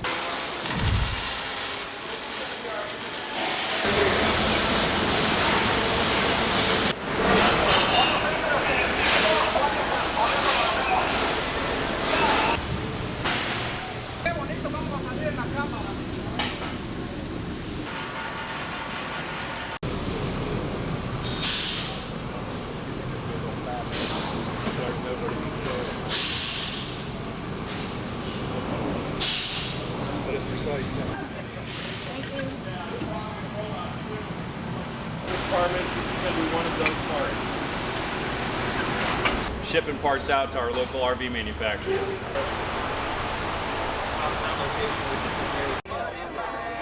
We had a great time in Shipshewana in the Elkhart region. There is so much to do with fun campfires each night and lots of new friends. The whole region is very RV friendly. We've been riding electric bikes for years now, and like a lot of other RVers, we found them fun and very practical ways to get around the campground, run errands, explore. We've owned several different models, so when the folks at Lectric e-bikes asked us if we'd like to try out one of their new foldable Trike XP models, we said, why not? So while we've been really happy with our two-wheel electric bikes, we realized that a lot of people are interested in a Trike e-bike, especially older people who need that little bit of stability that the three wheels offer.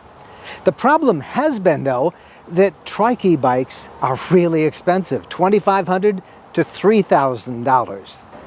But the Lectric XP Trike goes for $1,499. That's the cheapest e-trike we've ever seen. Now, the first thing we need to say in answering that question about how it rides is it takes some getting used to. A three-wheeled e-bike handles much differently than a two-wheeled standard e-bike. You need to be more intentional in your steering, turning more gradually, trying to go in as straight a line as possible. And if you're going over a curb or an obstacle, try and take it straight on, not at an angle. And this model is definitely not a speed demon. Its throttle speed is limited to 14 miles an hour, although on downhills and with aggressive pedaling, you can obviously go considerably faster. I've had it over 20 miles an hour. Really, it's plenty fast. You don't think of a Trike as off-road, but what the heck? We tried it. It's bumpy. But Bo and I explored a wood chip trail through the forest, and it performed just fine. So I had a lot of fun with this Lectric XP Trike, but I don't think I'm about to give up my two-wheel electric bike for a number of reasons. First, this thing is heavy. It weighs just a smidgen under 70 pounds. Even when it is all folded up and made as small as possible, it is still big. It's too wide and tall to get in the pass-through storage of our fifth wheel. It's too big to even get in the main door as well. And this thing is just too cumbersome and too heavy to pick up, and at least for one person to put it in the bed of the pickup truck. Now, I suppose you could carry it on a rack. I don't know of any rack, though, that would be able to handle the three wheels on this thing. There may be one, but it's not something I'm interested in. We're sticking with our two-wheeled e-bikes for now. I can see why this would have a lot of appeal to people who are looking for stability and that extra cargo carrying capacity. It might be just the ticket for them.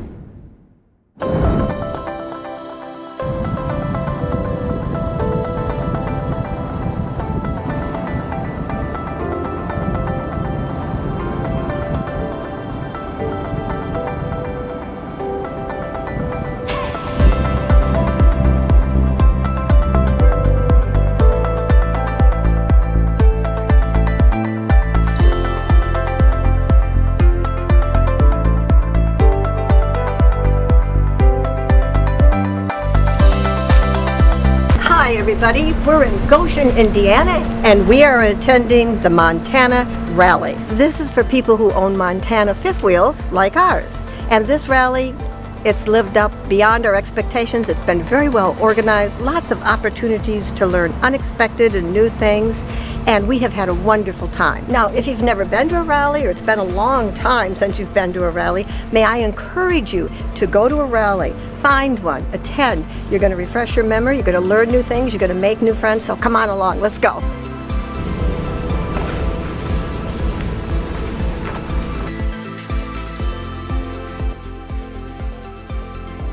The first thing I encountered was a seminar on RV fire safety, presented by the Goshen, Indiana Fire Department. You want to spray what's actually burning, not the flames itself.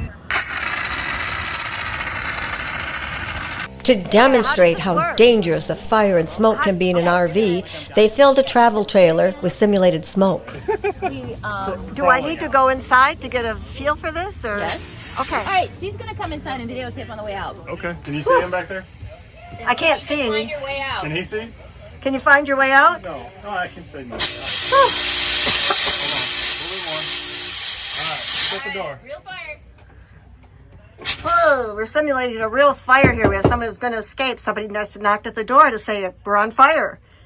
I can tell you one thing, I can't see a thing.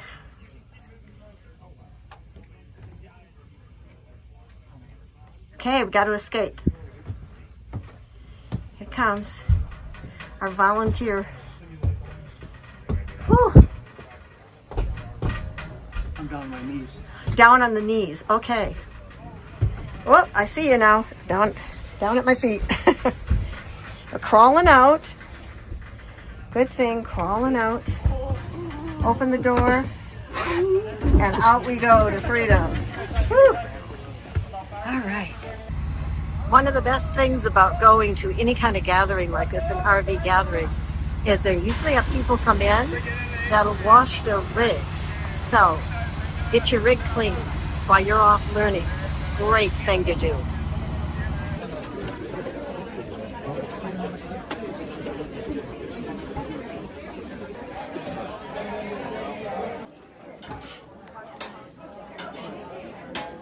You know, I love fairgrounds. Maybe it's from being a kid, and I'd go over to my cousin's house and we'd get dropped off at the fair for the whole day.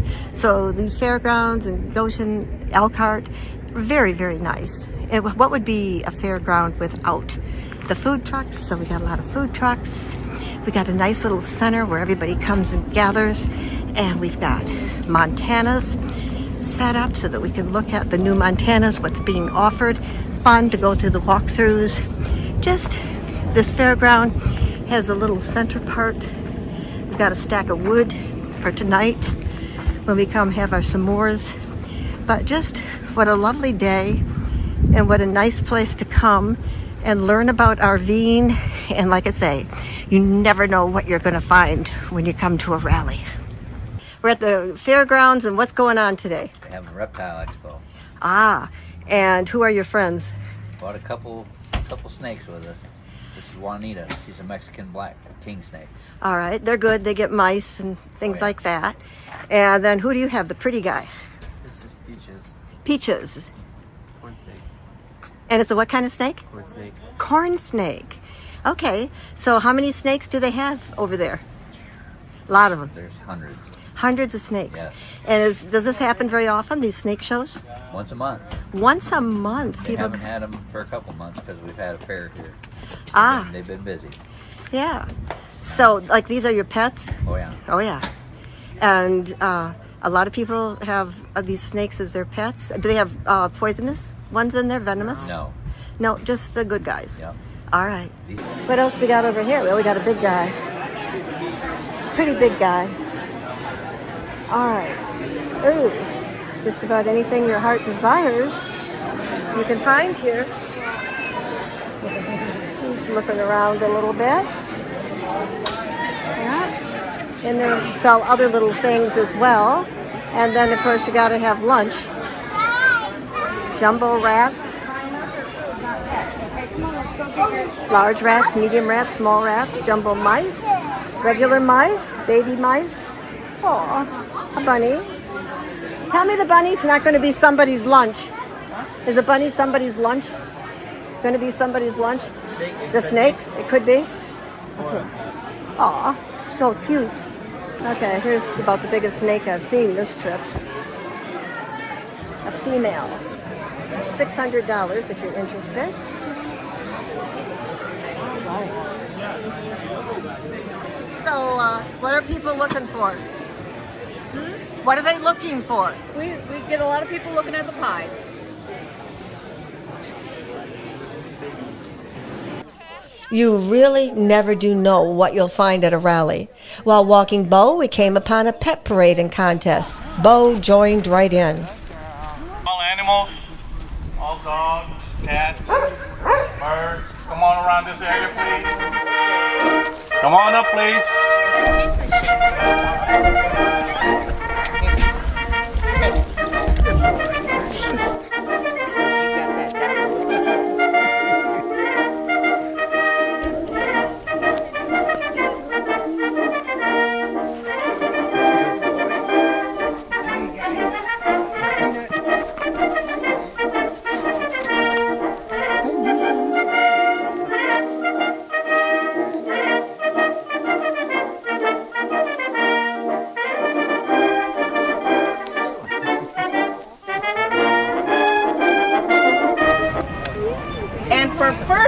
nice over 50-pound dog is Bo. Wow.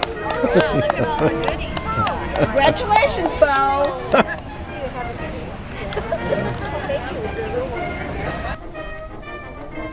Third place is Congratulations. Congratulations. We got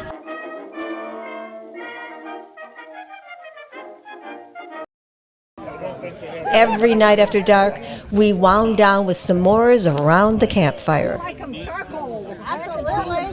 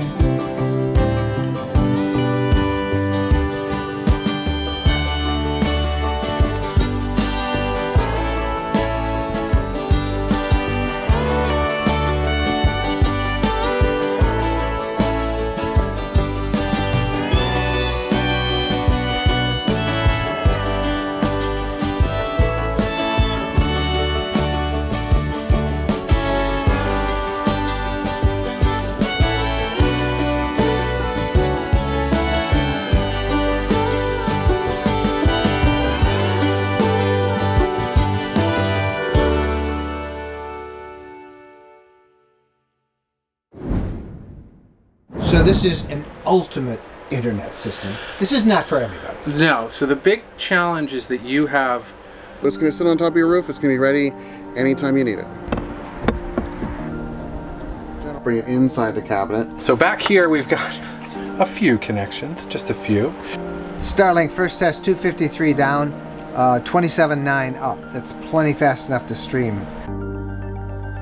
So nothing really special on the box. These, you can pick up a waterproof electrical junction box like this one just about anywhere. What do you do with that box? So what we're going to do with this box is we're going to drill a hole in the bottom of the box, and we're going to install a 1.5-inch piece of PVC pipe. That PVC pipe is going to go down from the roof into the cabinet, and that's going to give us a raceway or a chaseway for wires that we can install for all the antennas that are going to come down.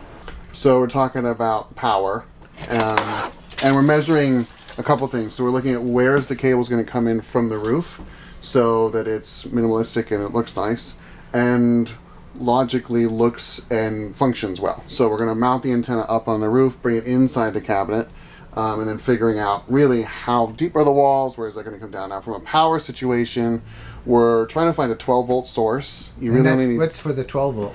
The 12-volt will power your PepLink system, and then you're going to need AC power for the Starlink. You're going to have your radio, which is 12-volt.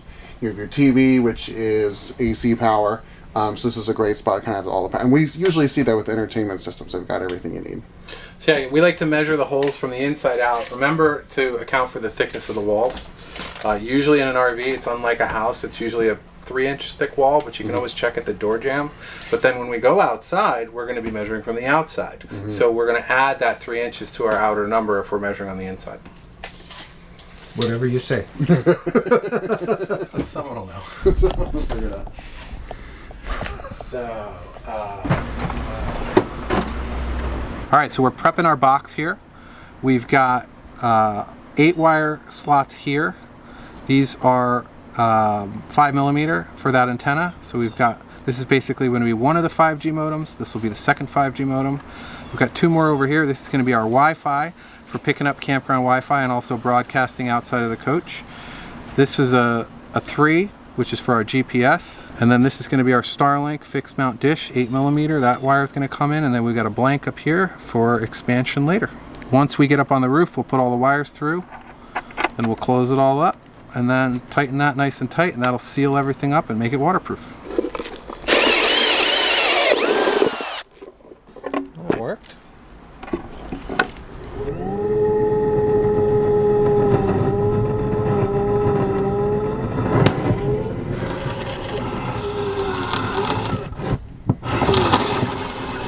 You're through. The pilot hole is down, and they are now measuring the height of the roof, and then they're going to put that PVC pipe. They're going to cut it to the right height so it's just below the roof, where they can run in all of those other cables.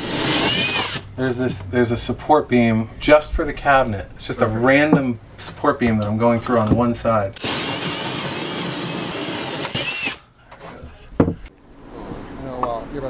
Yeah, we just screw it down too.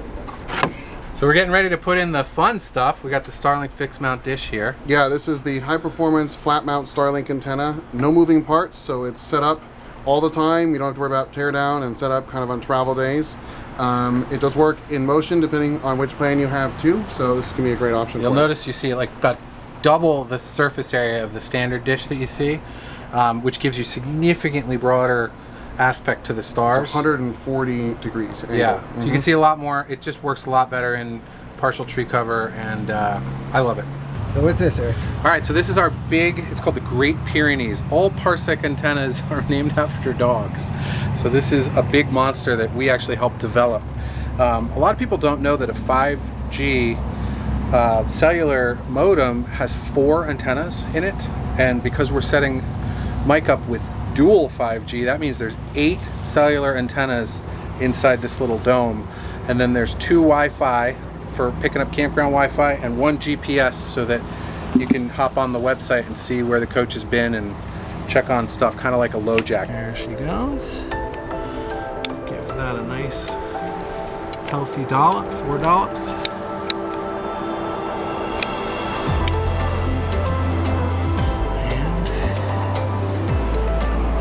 she goes.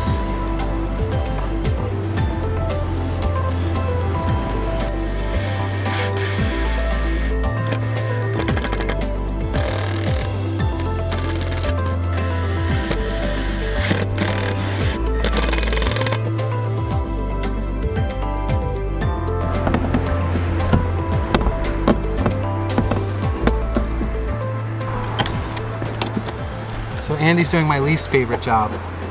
There are 4 Allen bolts that come with the kit.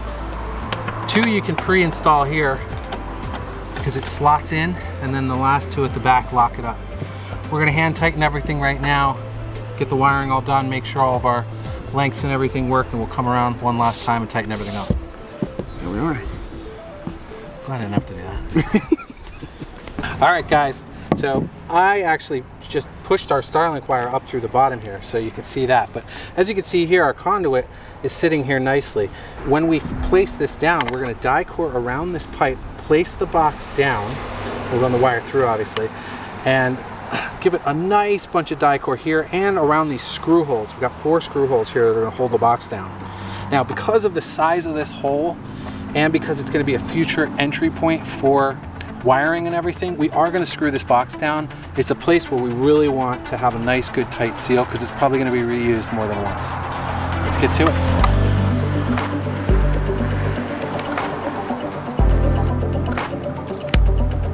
There. There.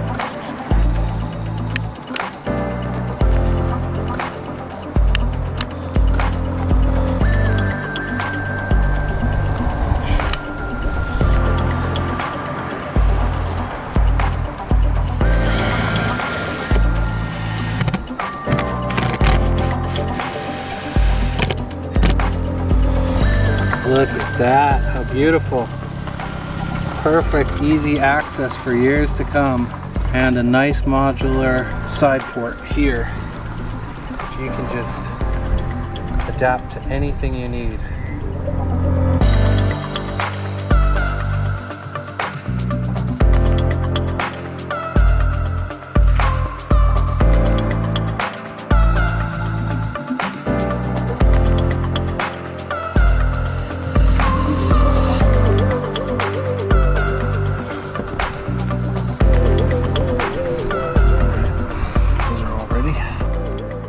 So we're done with the roof install. We'll just do a quick kind of final couple pictures here and there. So we've got the Starlink flat mount antenna done. We've got the Great Pyrenees, Parsec Great Pyrenees antenna done and mounted. And then we also have everything going through our box with those fancy Icotec grommets.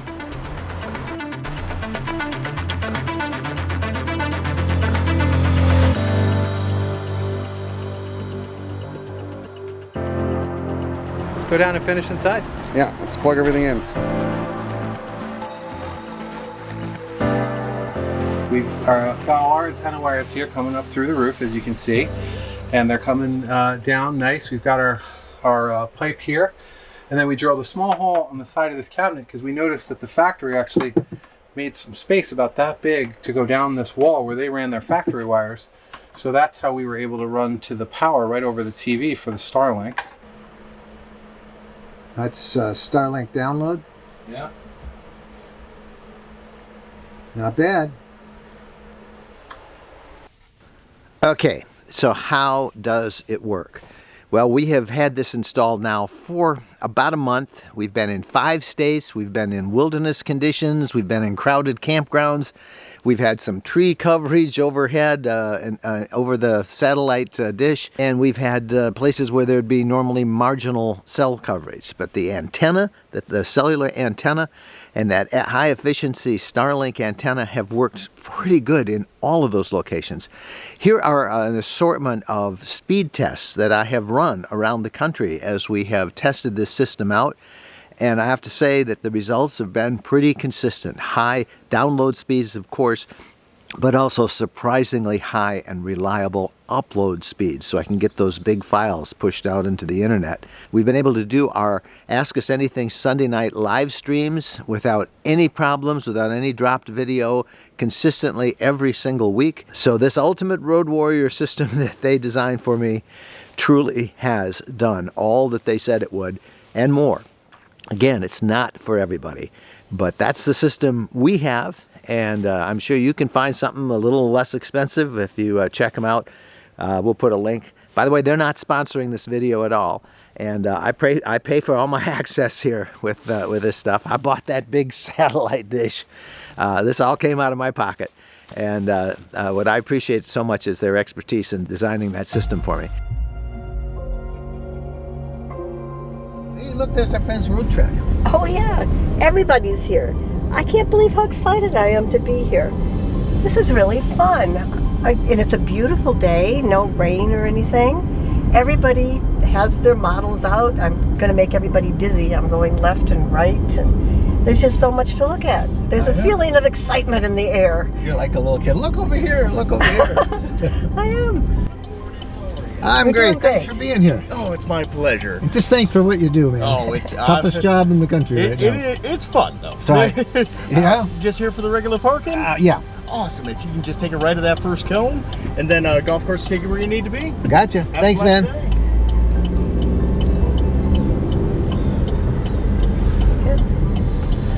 Thank y'all. Oh my goodness, it is a good thing that we got the little car. Well, this is a true adventure. You were absolutely right for being disappointed that we left 5 minutes late.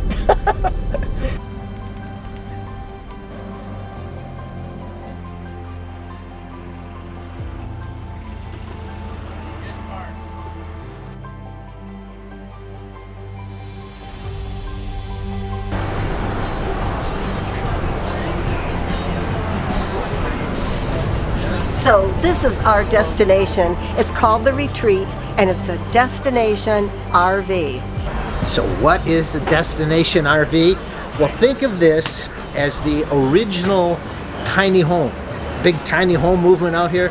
Well, this really is what kicked that off. This was even before we had the tiny homes.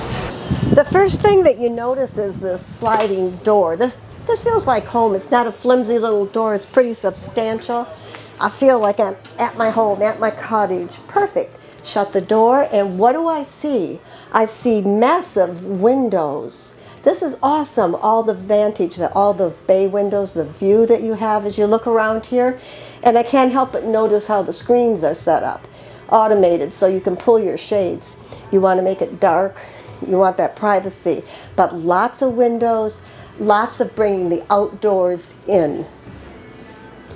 And I walk in, got to go around the island, have this kitchen space. I like the sink in the middle, a residential refrigerator part, freezer, and this lock on it to keep it from opening when you do travel. I have a lot of workspace here, cabinets, cupboards, places to put things, 4 burners, a real big oven. Windows here for cross ventilation. It's like a real bedroom. And, oh yeah, full-length mirrors on the wardrobe closet. This is awesome. Look at how much room you have in here. I think they got them hooked. They do have them I tried hooked. to get them open, and they were fighting me. Come on, open every these babies inch of up. the way. Why do they have them locked? I don't know. Probably because people like us would break them. Probably. Yeah. Probably. But Oh you know. no! Look at this. Ah, you found the secret? I found the secret. Yep. Oh, got the vacuum in there. Yeah. That Vacuum is extra. And there's room here for a combo washer and dryer, if you'd like to put one in, which I think you would, because that's the whole purpose of a destination RV, is that it's going to be a real home that you can keep, in a RV resort on your own property. It is meant for snowbirds, people who really want to stay someplace a long time. The secret staircase. Follow this. And what you have up here is like, you can hear the air conditioner running. This is a loft, a big loft for short people, but it's perfect for kids. There's little cubby holes up there for them, 2 little mattresses. This is a great place for kids. Or adults that are young at heart. But there's one other important room that we need to show you, and that is the bathroom. Nice shower head, toilet, bowl sink, medicine cabinet, storage areas, everything you need. So how long is this unit? It's about 39 feet. But there is another destination RV model that we just have to show you. It's longer and way more luxurious. So come on along. This one is called the Residence, and just like the Retreat, it has 2 slides on it. This one is just a little bit under 43 feet. So center kitchen, massive island. Look at this. Sink right here. Same thing, residential, big refrigerator, lots of cabinet space, a full oven, all that stuff. But what sets this thing apart is this. It has a double loft. One here, spiral staircase, and one here. So you got a whole bunch of kiddos or a lot of guests. You've got plenty of room in that loft. Double sinks in the bathroom. Lots more storage there. Plenty of mirrors. And a big storage closet for your towels. Just a well set up bathroom. The island is very practical. It's large, and something that's helpful are the motorcycle seats. Some people call them motorcycle seats, but what I like about these, you can pull it out a little bit or farther. You've got some leg room here to sit, and another person can sit there as well as there's 2 other on the other side. So if you wanted to play a board game or cards, 4 people could sit here, 2 people could sit here across from each other and enjoy the space and feel right at home. We have an L-shaped sofa. Sit down, you can look at the fireplace, the TV comes up, watch television, or the TV can go down and you have extra cabinet space when you come in the door. And again, look at all these windows, so many windows to enjoy nature and the beauty that's out there. Almost all of the big RV manufacturers make a destination RV. This is the Crossroad Hampton. Crossroads makes 7 different models of the destination RV. The one we're going to look at here is the 39 PVL, and it's their loft model. The Hampton also has 2 lofts, and actually the layout seems pretty much the same as what we just looked at. All the big windows, the L sofa, the fireplace, the TV that sinks down or comes up when you want to watch it. This has a couple of bar stools. Now we're in the bedroom. First thing I see is a dresser. I like the hardware, lots of storage up above, attractive, and you could mount a TV if you wanted one. As you follow this around, you see this gorgeous window. This window is huge. I can't believe how big it is. And oh, wait, what is this? There's a vanity. I like the mirror. I like the light above the vanity. And I think all of us would appreciate having a place to sit down, fix ourselves up before we go out that door. Lots of storage, very attractive. You don't need to fix yourself up, my beauty. Oh, I'm great just the way I come, right? Just the way what you see is what you get. Let's check out the bathroom. Watch your step. Oh, one thing different. Look, there's one sink in this, but nice sink, nice big counter space. I really like that. Storage underneath, big mirror, storage over here. And here's another destination style RV. This is from Dutchman. It's called the Aspen Trail, and this model is 42 feet long. Again, this thing looks just like the other ones we've seen. Double lofts, you know, a nice island in the middle with some seats around it. Nice kitchen, refrigerator, L-shaped sofa, TV right across from it. Pretty much the same layout. And in the bedroom, my dear, what's that like? We got the same thing going on here. A king-size bed, lots of storage, cabinets, big windows. They all kind of seem the same, but it's your choice. These things are pretty cool. I can see the appeal. And they've been making them for years.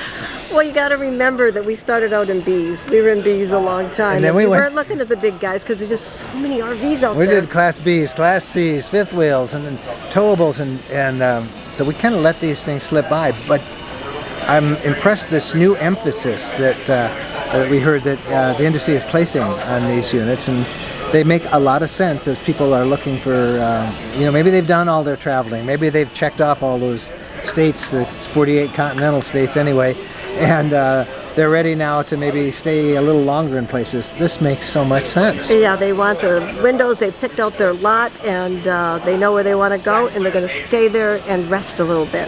Destination RVs. You're going to hear more about it in the future.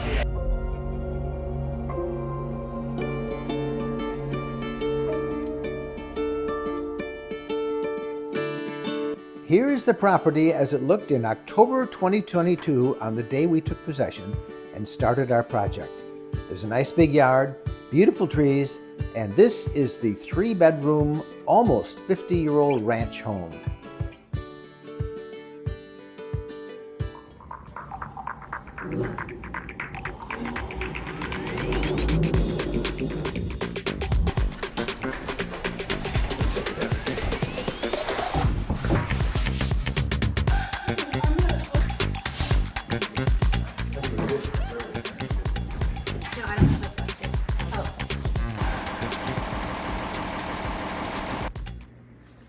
All of these boxes look a little overwhelming, and you're like, yes, we're getting things in boxes.